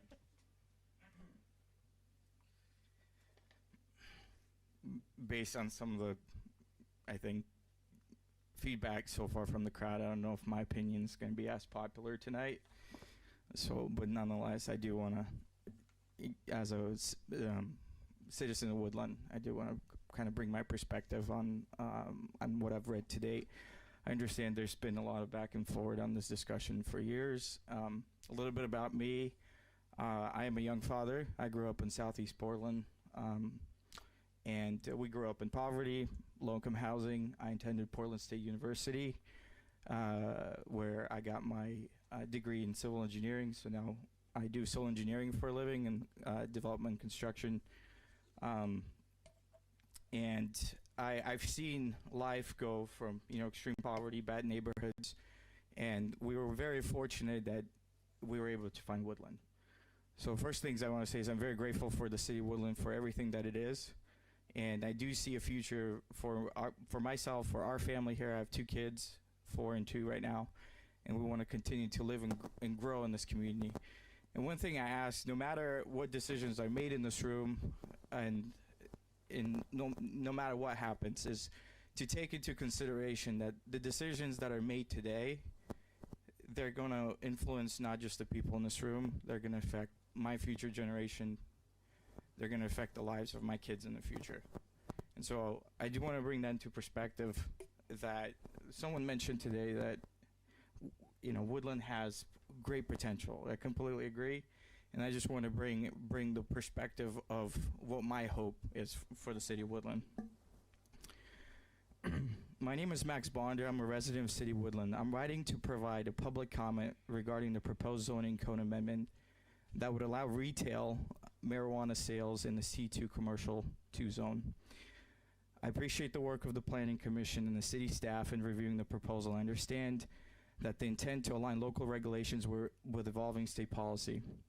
I am not opposed to marijuana retail as a land use in general. However, I respectfully request that the City Council consider adopting more restrictive and clearly defined locations and operational standards to ensure compatibility with surrounding uses to protect public venues and community spaces. I'm particularly concerned about the proximity of portions of the C2 zoning district to public schools, parks, and other family-oriented public facilities. In particular, areas of the C2 zone near Horseshoe Lake Park raise concern. Horseshoe Lake Park is a major community asset that is regularly used by families, children, and residents for recreation, gathering, and public events. The Woodland Community Library and Community Center are located immediately adjacent to the park, further reinforcing the area's role as a youth-serving and family-focused public space. Given the close proximity of Horseshoe Lake Park, the Woodland Library, nearby schools, and other public parks, I believe additional protections are warranted.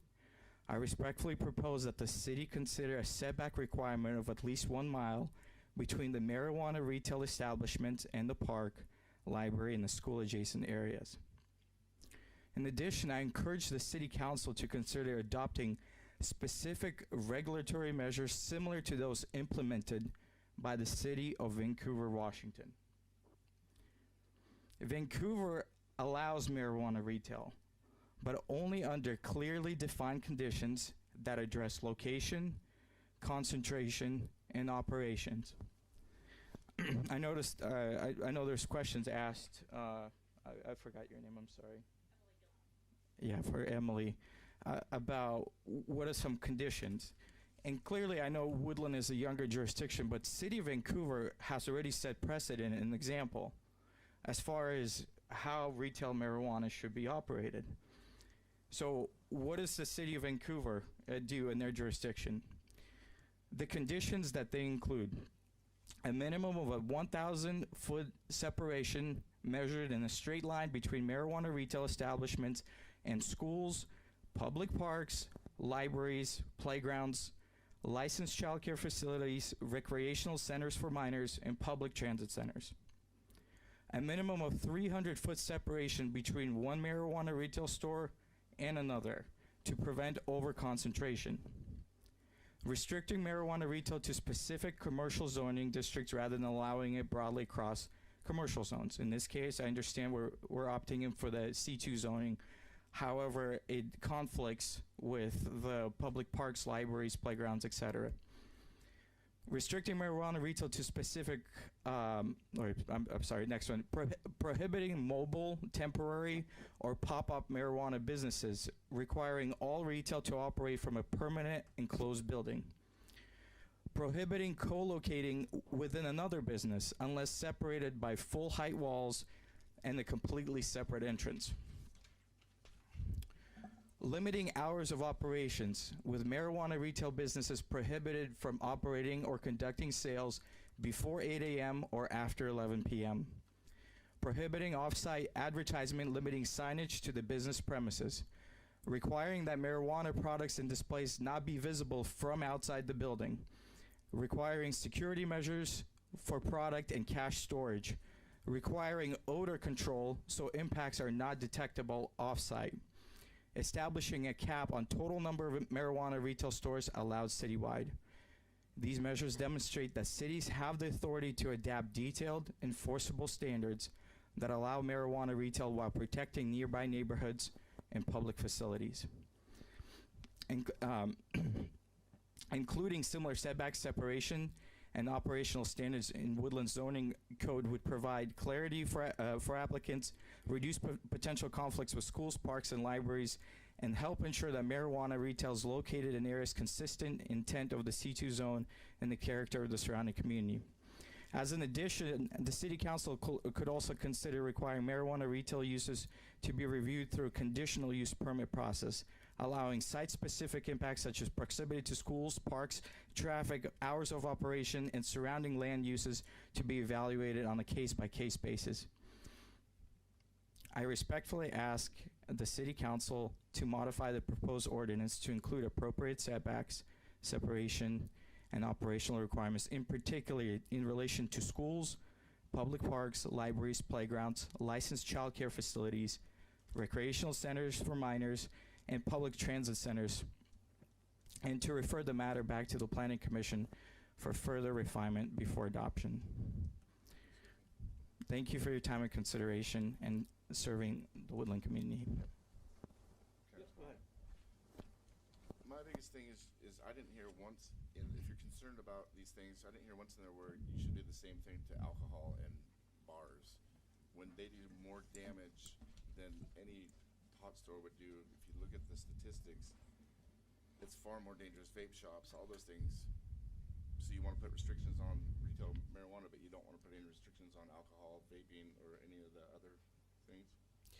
I never said I don't want restrictions on bars, and I honestly believe there are restrictions on bars. That's not the conversation tonight. Well, there's a within sight of schools.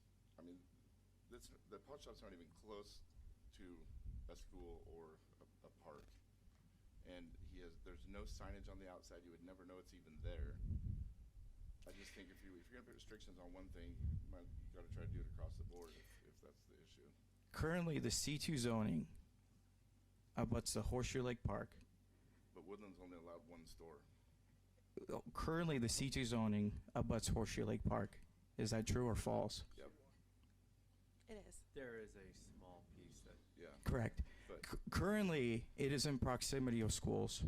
Currently, it is in proximity of a transit center. And one thing I would say is I know we have law enforcement here. We talk about, you mentioned alcohol. I recently had a friend that died at Horseshoe Lake Park. His name was Igor Demenko. He was my childhood friend. We grew up together. I always knew he was trouble. But you know what he died of? He was drinking at Horseshoe Lake Park. And when police started chasing him, he decided it was a good idea to dive into the lake.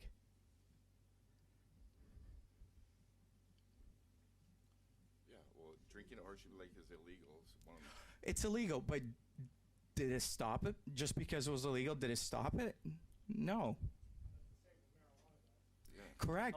Hold on. No, thank you for that comment. So, if we can't stop alcohol use at the park and people from jumping into the Horseshoe Lake and drowning, That has nothing to do with what do you retail expect is going to marijuana happen sales. for our law enforcement? You're taking it to a whole different level. That we're talking about just retail marijuana and C2. We're not talking about somebody diving in the lake. I mean, you're going way off topic. So if a pot shop goes up right next to Horseshoe Lake Park, It can't. it can. Not If there's you already one if you open. allow it in If C2 there's- zoning, But if there's one store open, you can't have another store. So how's there going to be another one next to it? if it's allowed in C2 zoning, even once pot shops up, you can open it right next to Horseshoe Lake Park.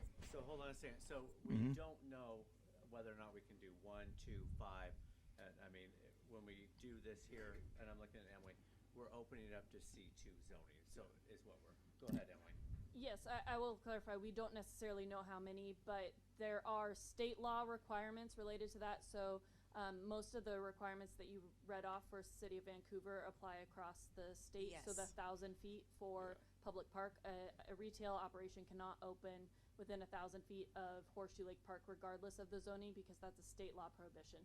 So yes, it would be available in C2 zoning, but it would still have to comply with all of the other requirements related to distance and the other zoning requirements, so, you know, there couldn't the So that is nuisance good news. considerations, Hold on. those Let kinds of Emily things. finish, everyone. So I just wanted to clarify that it may be allowed in that zone, but it would still not be allowed under state law because of the requirements for the setbacks that RCW and WACs have on those.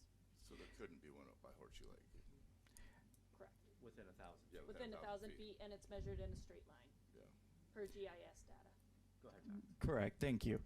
So, one of the language, I guess, the language that's been currently implemented from the code, from everything I've seen today, it just says we're going to modify and change the section to allow marijuana use in C2 zoning. But we still have to abide by all the state regulations when it comes to setbacks and distances from schools.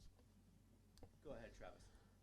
I also think it's important to understand that as part of the business licensing process, I do review any business license City of Woodland endorsement. And one of the things that I do check is the zoning and permitted uses and consistency with the state regulations. So any applicant who opens a shop and requests a business license is reviewed for consistency with zoning and RCWs. So just to be clear here, C2 zoning allows legalized sale of retail marijuana in the city of Woodland.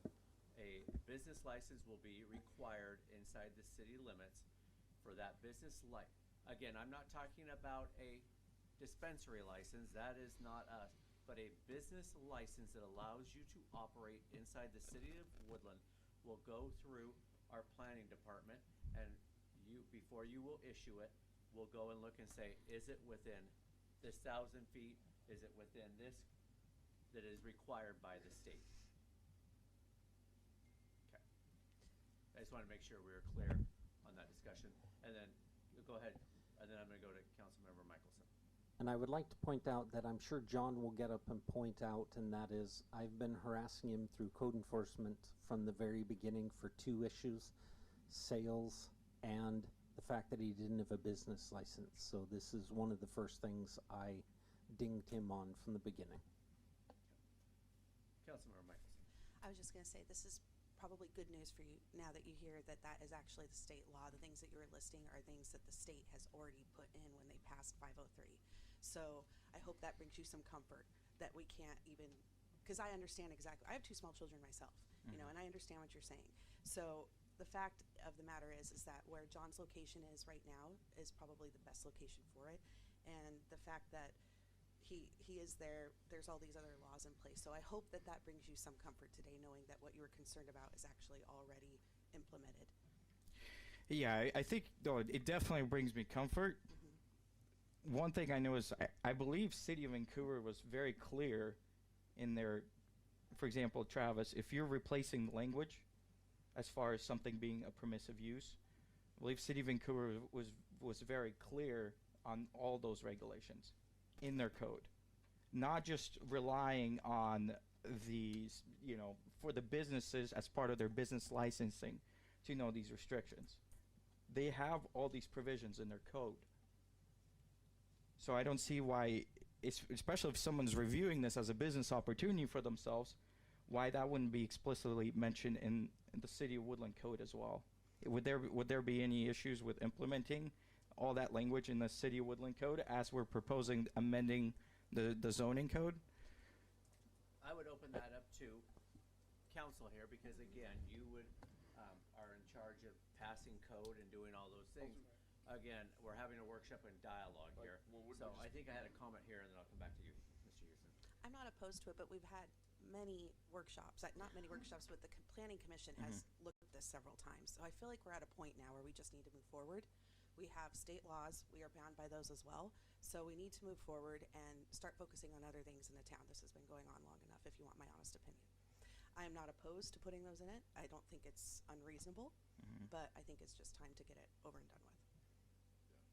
I mean, we have to follow, they have to abide by the state regulations anyway, so I don't, I mean, we could put in that we abide by all state codes, and, I mean, I don't know what more we can do. Mayor Todd, if I may, recently we're going through comprehensive map amendments, right? And I believe some of your comments were, well, Olympia or the state of Washington is enforcing their power over us in you know, trying to, you know, change our town and to essentially, you know, create an environment similar to the state. Asking me up my opinion, because I'll get right to the chase. Again, they all write it. I have to go implement it. Me personally, I like to control our own destiny for the city. And so if there is things like this requirements, I am fine with putting that in there, because we own our destiny, and if Olympia wants to change something, we can say, woohoo, we have this in our code. So if you're gonna ask me my opinion, but again, I don't. Correct, and that's what I'm getting at, because today the Olympia has one code, tomorrow they legalize fentanyl, right? I don't know what the state is gonna do. I generally don't, but if you're as concerned, you have children, I have children, we bought into this community, right? This is just like a neighbor moving in and building God knows what out of, you know, plywood or sheet metal, right? We bought into this community. We want a future for this community, right? And if it's as easy as just taking all those code sections or just taking that language and implementing it, I believe that would alleviate not just my concern. And I know, for example, Jennifer says, well, the City of Woodland has spoken. I've lived here for a couple of years, and unfortunately, Jennifer, I haven't attended these meetings. I'm starting to really enjoy them, frankly. It's great people. I mean, it's great conversations, and it's, you know, it's great. I love to see involvement. I feel like I represent maybe a certain age group, perhaps, or a certain demographic in my neighborhood that never attends these meetings, right? And I'm not saying I'm speaking on all their behalf, but I know a lot of moms right now, and my wife's friends, they're all putting their kids to bed, and here I am for some odd reason. My wife's mad at me right now because I'm dodging my responsibilities at home. So, but I do want to say that this is the future of my life. This is the future of my kids. And if it's possible for you to take the extra step, that one extra step, and say, we're going to take that language, we're put it in our code, I'm going to sleep like a baby tonight. So, thank you for your time. Excellent. Thank you. One last comment from Mr. Freimark, and then we'll let you go, Max. Maxwell, can I call you Max? Yes, yeah. Max, I think you have a whole lot more support than you might think you do within the city. Perhaps not on the council, but within the city you do. I don't see a single entry in here that I would vote against that I think is unreasonable. And I would say, Speaking to I your, would agree to it 100% what you put down there as far as your limitations go. I'm not so sure about the at least 1 mile because I don't think that's quite possible. I'm not sure this whole city is not 2 miles wide, is it? Anyway, with that one exception, I'd vote for 100% for all of them. And I also want to emphasize that the conversation we've had around here has been about medical benefits of over marijuana in particular. And I got no qualms about that. I doubt if there's one person in this entire room would be against legalized medical marijuana retail sales, like a pharmacy. You know. Now, I got sympathy for the vape shops and the liquor stores in town. If I had my way, I'd say out of town, just like a retail marijuana store. I think should be at the outskirts, so it won't normalize that kind of use for our kids when they drive by in their school bus. And Travis, I'd like to challenge you on one thing, if you would say you checked all the limitations by the state. I thought there was one so many feet from a bus stop, children's bus stop. Am I wrong? That is from transit stops. Transit not stops, from not bus city, stops. Not children's bus stops. That's right, not from school bus stops. Okay. I'll take that your word for that. I misconstrued that. And the last thing I really like to get, Chief Gibbs, don't want to put you on the spot. No, you can just say no comment if you really want to. But I'm very sensitive about what our law enforcement says is going to be downstream effects on this in our community. I've lived in places that I won't go back to because of the deterioration caused by retail sales in that environment. I can tell anybody you know about Ontario, Oregon, they started with one shop. Now they got 9 of them in a really small town. So can't tell me there's going to be a limit. That's Oregon. That somebody, it's in Oregon, yes, Ontario, close to Boise. Half the population of Boise, Ada County, comes over there and buys their marijuana sales there, and that's why. Who knows what'll happen around here? And I agree with you about the state. So there's more. There's a lot of good sense in this. And, I think you have a lot more support. But I'd like to, Chief, do you want to make a comment one way or another about how the guild feels about this? If you don't, yeah, because I think we all should be sensitive to what law enforcement. If the chief says there's not going to be any problem at all on it, then I'd have to take I'd take him at his word. So, Chief. I'll try to stick to facts and keep my personal opinion out of it as the chief of police. I know we're talking about the zoning and stuff, but I can say for John's behalf, when he did open here, he was very open and transparent. Police officers went into his business. We tried to see what it was about. He didn't hide anything. He completely was honest with us. In 3 years of him operating here and getting fined by the city, in my opinion, which was wrong, we never had any police issues. In fact, the only police call we had in the 3 years he was there is when his ATM machine was stolen. And once that happened, John hired somebody to sit in his parking lot to watch his store. The coffee shop that's there, which is a lot of young girls that work there, we were getting constant complaints and calls about people circling the coffee shop, waiting for them to close and creeping them out.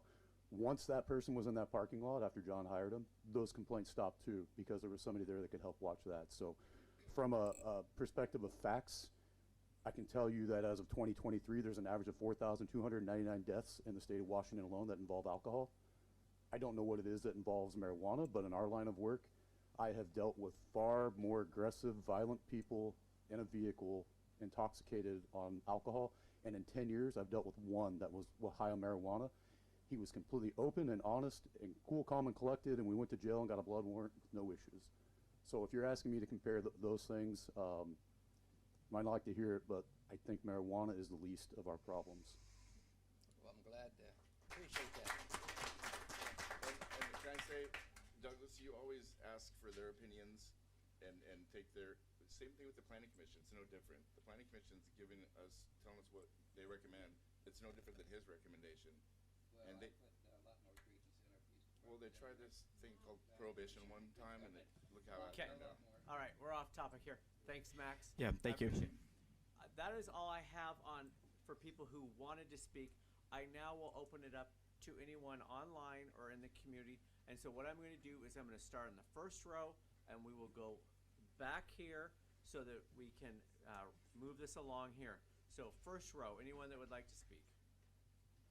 Second row, Mr. Simpson, come on up, sir.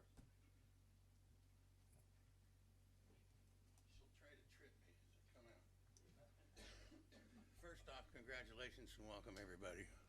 If you don't know me, I'm chairman of the Planning Commission, David Simpson. I sat right here in this building 13 odd years ago when marijuana was legalized in Washington and we had to zone everything. And that's kind of helped because manufacturing and distribution and things are already legal in the zone in the industrial area. It's not like everything in Woodland is not legal. But I kind of want to clarify some things because I might be a code nerd a little bit, but I heard the word rezone a lot. We're not rezoning anything. This is a code change, and a simple code change.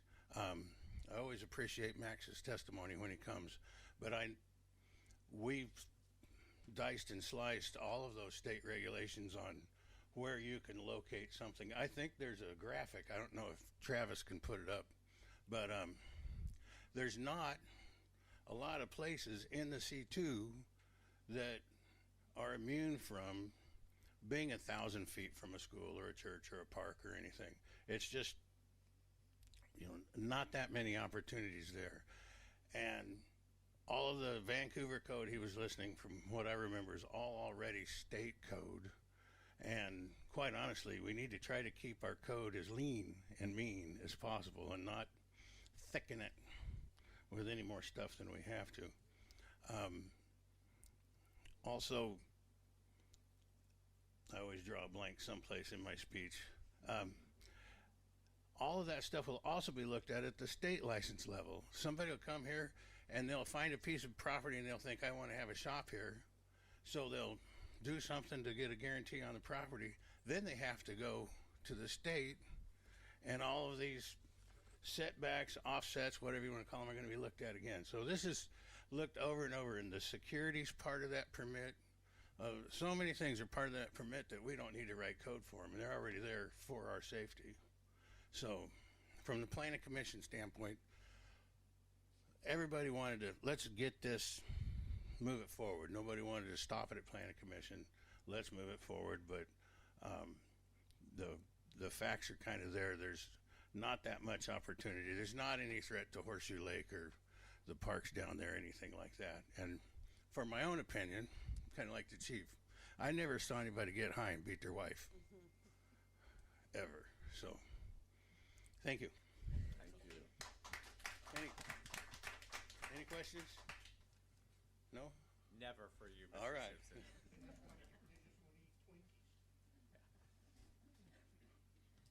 All right, come on up. Next row. Come on.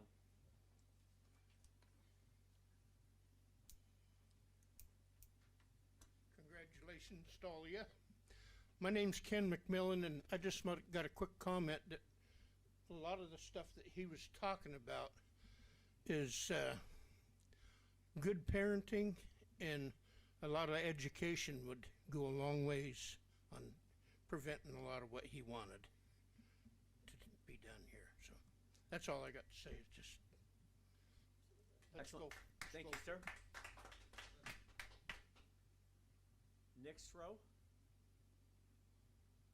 Next row. And now we're in the very back row.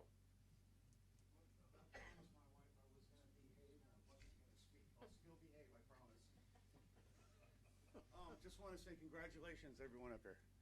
A lot of hard work went into that. And City of Seattle today, I saw, made it okay to use drugs and drink and everything back in public.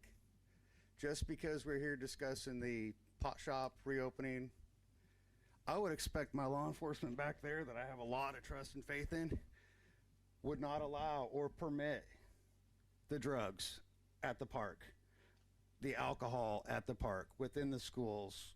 I would expect the same response as if the store wasn't even here for public use or public intoxication. That's all I got. Again, thank you again. Thank you for your service, Todd.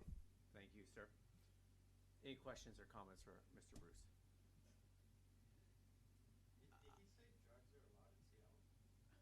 Yeah. They decriminalized Today. Okay, we're not here to talk about Seattle. Let's stay focused here to the Woodland area. Anyone else inside the chambers here? I have somebody online that has raised their hand. I will go to them next, but I just want to make sure everybody has had a chance here inside council chambers. Okay. There is somebody online that's a Samsung SM-A716V. You are open up and allowed to speak.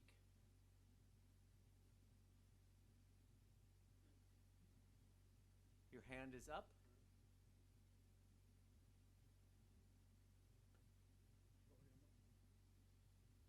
They've not unmuted themselves.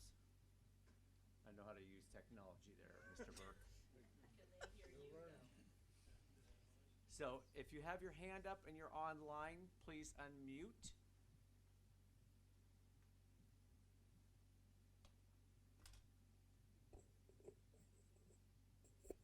If you're online as Samsung SM-A716V, hit ask to unmute. You're welcome to unmute your phone and speak. Hey, am I unmuted? There you go. Yep. Fire away. Hi, the Samsung is Deanna Holland, City of Woodland. I live inside city limits.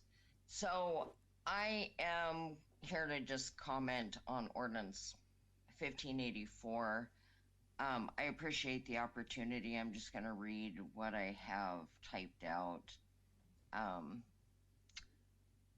This is regarding allowing the zoning for retail marijuana in highway, commercial, or C2 zone.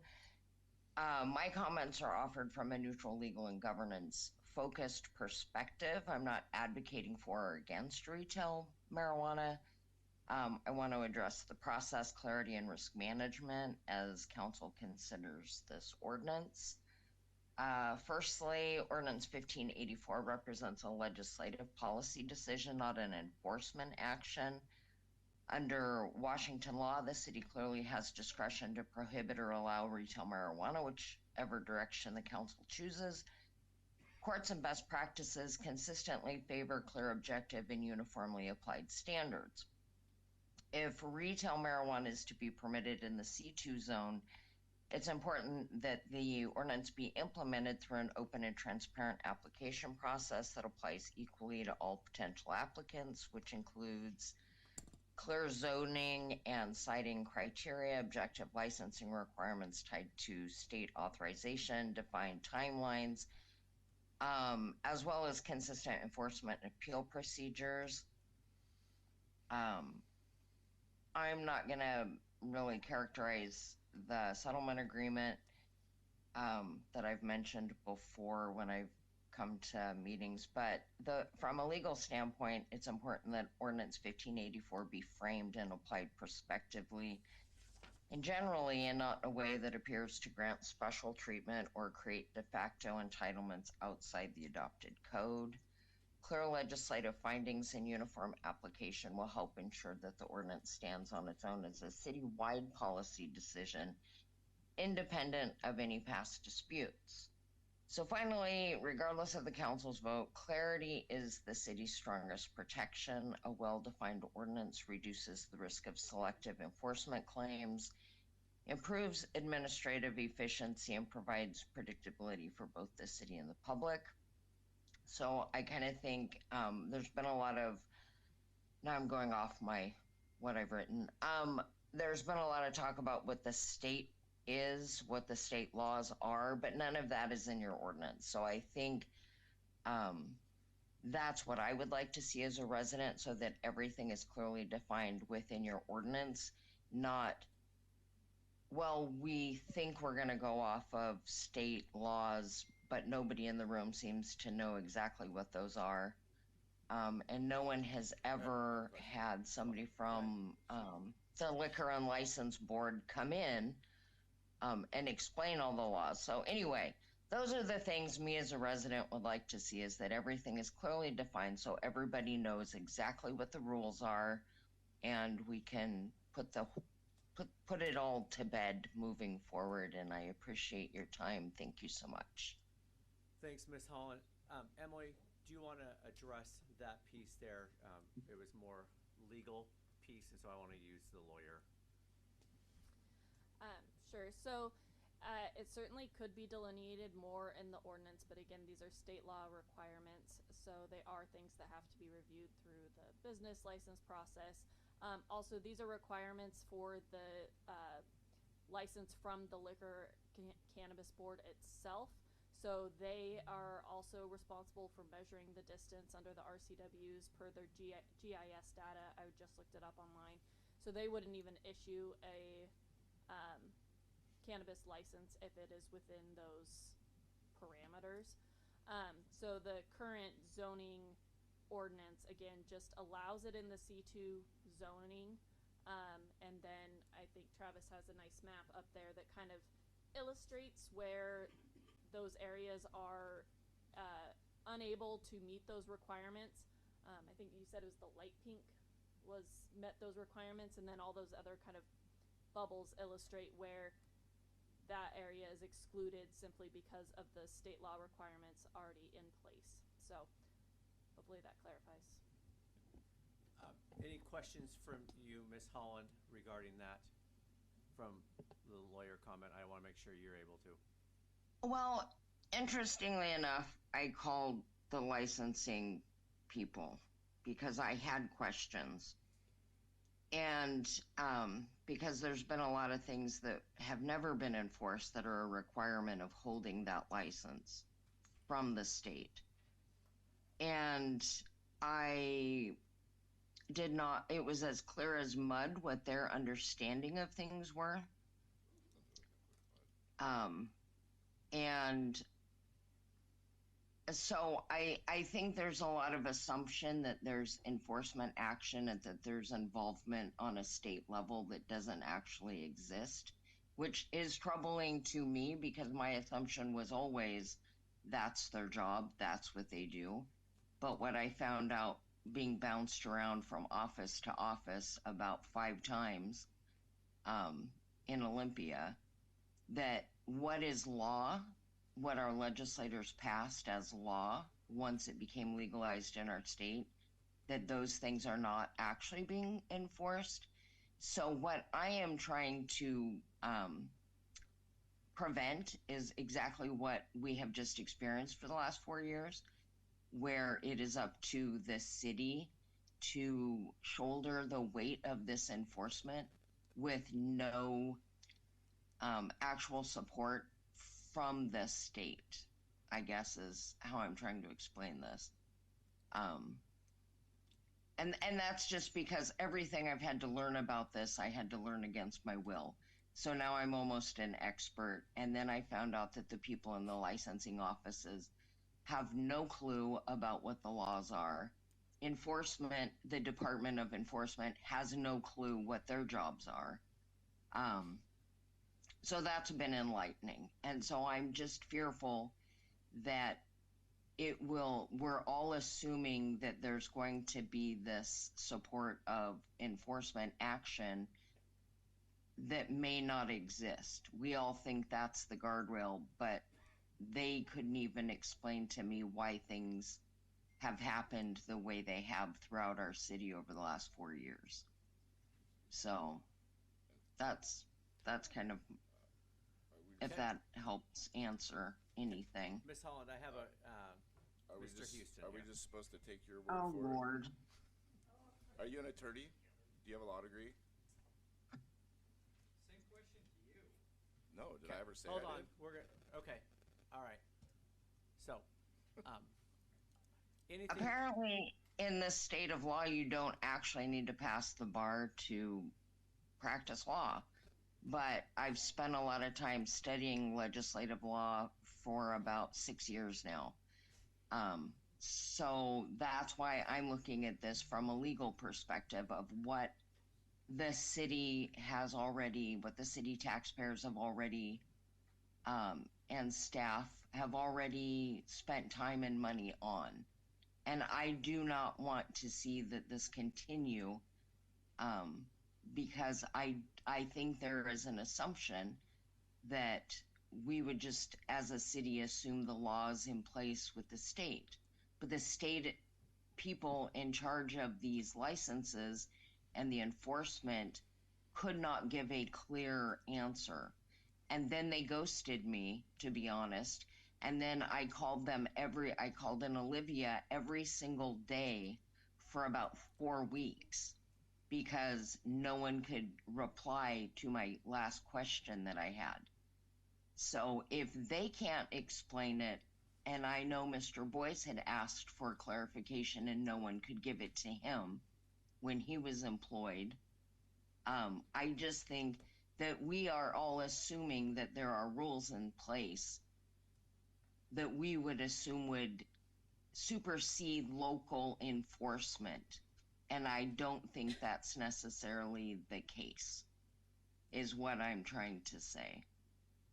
Okay, excellent. I have Ms. Michelson that has a comment. I would like to know exactly, you keep bringing up enforcement. What are you so concerned about with enforcement? And do you have proof of not enforcement? Like, what is your major concern with this? I'm not quite understanding. It sounds like you've really dived deep into finding some kind of flaw or some kind of issue because of your past here for the past 4 years. And I'm just curious, you keep bringing up enforcement. Enforcement of what? What is the big concern for you? Well, firstly, just off the top of my head, there's an RCW on the books that you have to maintain your license. You have to have a retail storefront for 12 months after getting your license. So we know the particular applicant for this zoning issue has not had a retail storefront in the city of Woodland for 2 years now. That's not his fault. I feel this is a personal attack. Ma'am. We need to stop. This is off So topic. hold on a second. Again, open dialogue here. So hold on. Go ahead, So- Ms. Holland. Okay, so that's one, for instance. One of the other things is, oh gosh, back when, oh, sorry, you interrupted me and now I've lost my train of thought. There's like several RCW codes in this particular instance. One of the things they did tell me, I said, well, in that particular instance, when I was talking to somebody at licensing, I said, so why would their license be renewed if they do not have a retail storefront in the city of Woodland for the last 24 months? But your law says they have to have a storefront for at least 12. They had to have once you have your license, you have to have a legal storefront, right? Well, if you haven't had one for 24 months and the requirement is 12, why is the license still valid? And the gal said, well, as far as I know, as long as they pay their fee every year, they get to maintain their license. I said, so, okay, so is that an enforcement question? Because that's the law, but if you pay your fee, we ignore the law. Okay, that's fine. One of the other things, like just back to when this particular person had their hearing in front of the hearing examiner, one of the things, there was a letter attached from the state that said you have 6 months to become compliant because the city had a permanent ban, right? So you have to have a valid City of Woodland business license. So they were giving the gentleman 6 months to become compliant once his temporary license to move to Woodland was there. And it's in the hearing examiner's packet. Well, it was like the very last, he had been open for like 6 months before he applied for the city business license. So non-compliant. one of the laws says you can't open in a city with a permanent prohibition or a moratorium. Well, we know that happened. So like there's all these different things, and that's why I would like it as a resident. Hold on a second. Okay, hold on a second. You cut us off earlier for doing the same thing, and you're letting her ramble. Everybody is getting a say here. So, Lord. So hold on a second. So she had her point. Now, Mr. Houston. Let's get back on topic. We're not talking about John and his store. We're just talking about retail sales in the C2 zone. That's what this workshop's about. It's not whether or not he's legally can be there. Correct. And as Emily said earlier, again, we're here to talk about the zoning pieces and there. So, Ms. Michelson, did you have something else? No, that's all. Okay. All right. Anything else, Miss Houston? Sorry, Miss Holland. No, I appreciate your time, sir. Thank you so much. The next person we have online is Araceli. You want to unmute yourself and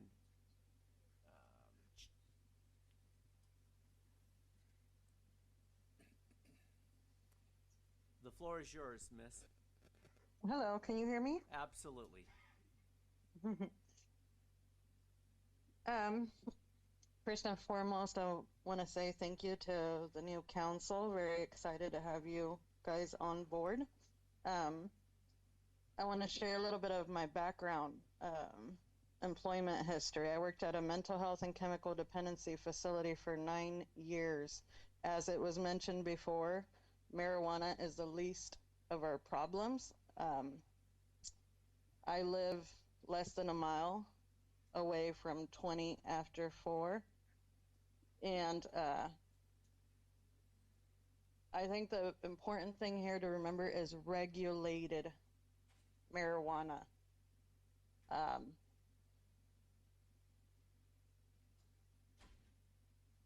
don't know if you can see that, Mr. Mayor, what's on the screen. Yep. I don't know if there's a way to remove. Kicking them out. Yep. Okay. Sorry, I lost my train of thought here. Regulated marijuana. I think that's what we need to focus on versus marijuana that's bought on the black market. That store was already previously open. For those that are concerned with the safety of Woodland, I can say it was not an issue before, and I don't think there is any other person that I would want to run a store like that. I back John up 100%. That's all I wanted to say, Mayor. Excellent. I appreciate you chiming in, Araceli. Any questions or Thank comments you. for her? Yep, Ms. Houston. Piggyback to what she said. John's just not. We're not talking about John, but if we're going to, he does a lot more for the community than just. He's a good business owner. He gives to the schools. He gives to. He bought tickets for kids to ride rides at Planners Day. I mean, he's what we want in this town as far as how to run a business and how to treat the community. You couldn't get a better person. So. And again, like you said, this isn't about a particular business owner. This is about what we want for our zoning and what for our community, that piece there. So I don't have anyone else online. I think I've heard from council the direction moving forward. Any last comments, questions from council while we have people here and we have Emily and staff in the room? I will open it up one last time to council. I was just gonna ask for clarification on what's the direction, what's the summary here from this workshop? I've heard from several in here very direct that you are, to use your words, throwing the ball, kicking the can, whatever you want to say there. So again, it takes a majority vote, person vote. So we will bring forward something at the next council meeting on rezoning C2 and see how it goes from there. Is what I've heard very clearly from council here. Obviously, we can't make changes. We can't make votes and decide in workshop. And so that's why I'm saying I'm hearing you there, and that's where the direction I will work with staff over the next 10 days to make sure that we have something on the agenda, and I will work with Emily. Okay? Does that answer your question there? Yeah. Okay. Any other questions on that agenda item before we move into our last agenda item in the workshop? Moving into ordinance number 1557, City Council rules. So City Council rules are what help guide, provide direction of how these meetings are run, how we conduct business here at City Council. So attached to the meeting minutes here was 14, 15 pages related to City Council, 21, I'm sorry, council rules. When I came into office here a couple years ago, we overhauled and made quite a few changes. I'm very much about wanting transparency, dialogue, as you can see here in this workshop. Right, wrong, whether you agree, disagree here, I wanted everybody to have a conversation and be part of the conversation. I'm not proposing any overhaul on here. Again, this is workshop, so I would let community, let council. It's not what I want. We will have a dialogue here, but there are some edits and changes that I've proposed. I would hope that you all had a chance to propose them, and I'm happy to go through them very briefly, the ones that I am there if we want to do that. Go ahead, Mr. Burke. Okay, I found 4 things that we need to look at, and that's paragraph 1.3. Okay. On the excused absences and stuff. Speak into your mic, sir. I am. No, if you go over 2 inches. Okay. That's or much we can better. get better mics. And one is the reportability of if you can't make the meeting, to make sure that you do it right.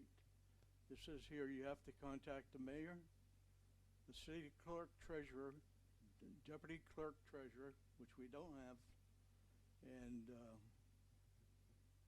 so as you so we bring need that to up, make one of those the things that the changes that I've got in here is I've changed the title of the city clerk treasurer and the deputy clerk treasurer.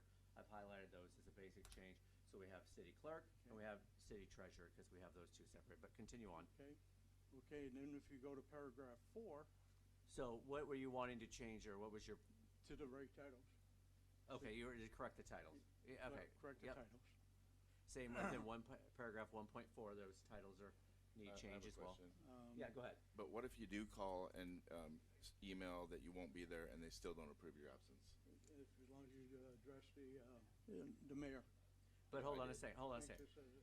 So, and it says here, and then it's a vote. So again. Yeah, you guys have to vote. Yeah. Well, We would the have backup to vote. be to us or no? And if you do it properly and you let the people know why you can. I did. You Okay. didn't. You still didn't approve it. Well, I didn't get all the information, but it wasn't just me. So hold on here a second.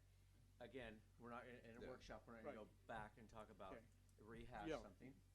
Let's fix it. But again, in here, so I don't know that you're changing anything other than the titles. You're still saying you have to notify those people, and then the council still has to vote. Okay, a motion.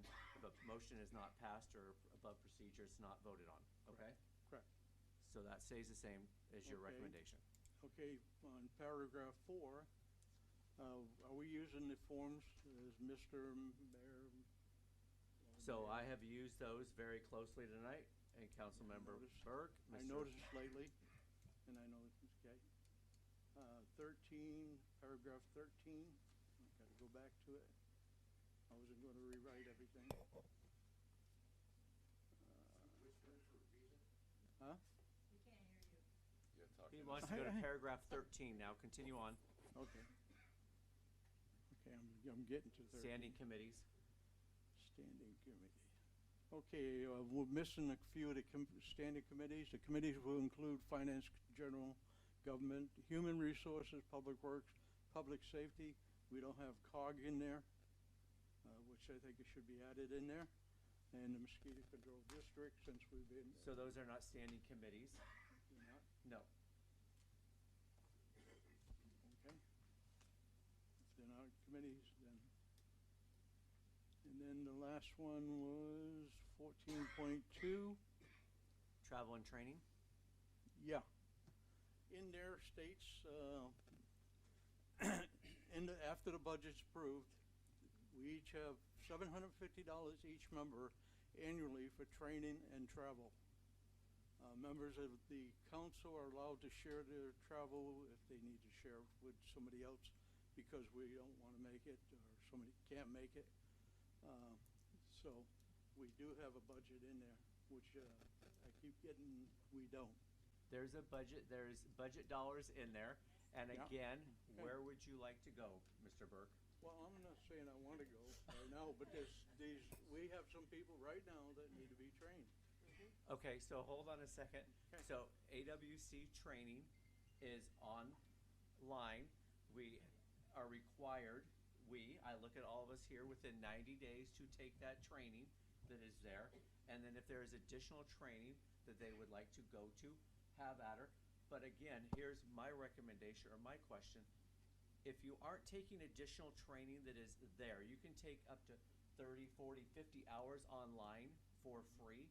And if you're not taking that training, why would the city, our community members, again, a lot of them are low income, say, you know what, you're not using the free resources, but sure, let me go pay for you to go travel. Because a lot of people, me as one, does better in a live setting for training versus sitting on a computer.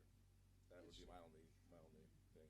And I agree with you in that part because if you're at one of the bigger meetings where you go, for training, especially you learn your job here, new council members, you not get to talk to just the people in our meetings here. You get to talk to the people at meetings, the different cities. May I respond when you're done there, JJ? I guess you can. I just want to let everyone know that there is an RCW out there that states that training is supposed to be the most economical for any government agency.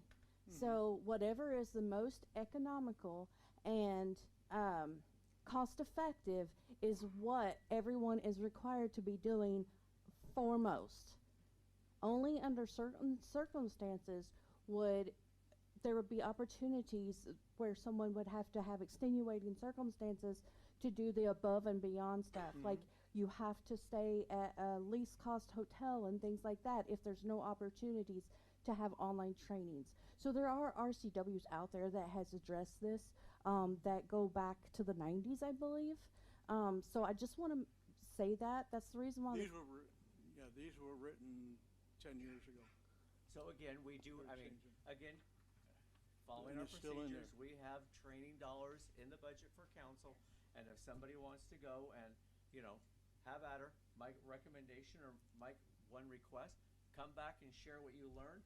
And I would love to have a dialogue and it not just be one of those things where you go and do training. Okay. I So- just wanted to point that out. And it's still. That's all I have.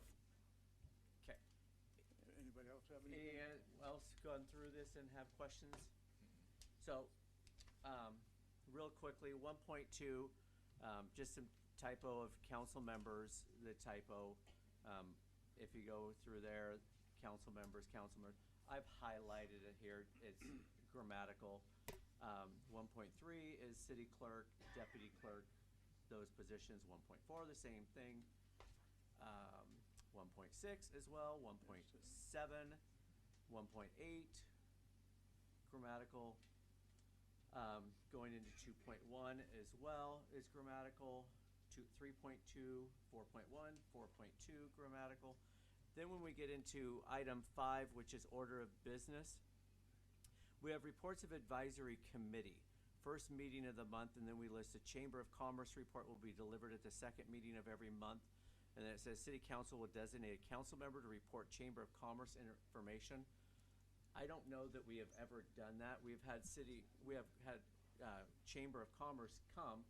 They have done their report, and we've never had that. So my recommendation would be to delete, City Council will designate a council member to report Chamber of Commerce. I think it's good for them to own their information and come. Mr. Burke? They're reporting that when you ask what the council's been doing, if they've been going to the meetings, they can bring that up. Yeah, let Chamber bring, like they've been doing, like Keith's been Exactly, doing. that's what I'm saying. Yeah, so agree. So that would be my recommendation there. Chamber, again, I don't know, how this is going to work based off of LTAC, but the other piece here is reports of advisory. I would like to add in there DWR so that they're both getting and coming and doing a report out. So that's my change on that paragraph, if anyone doesn't have heartburn. 6.1, 6.2 is additional cleanup, grammatical errors going through.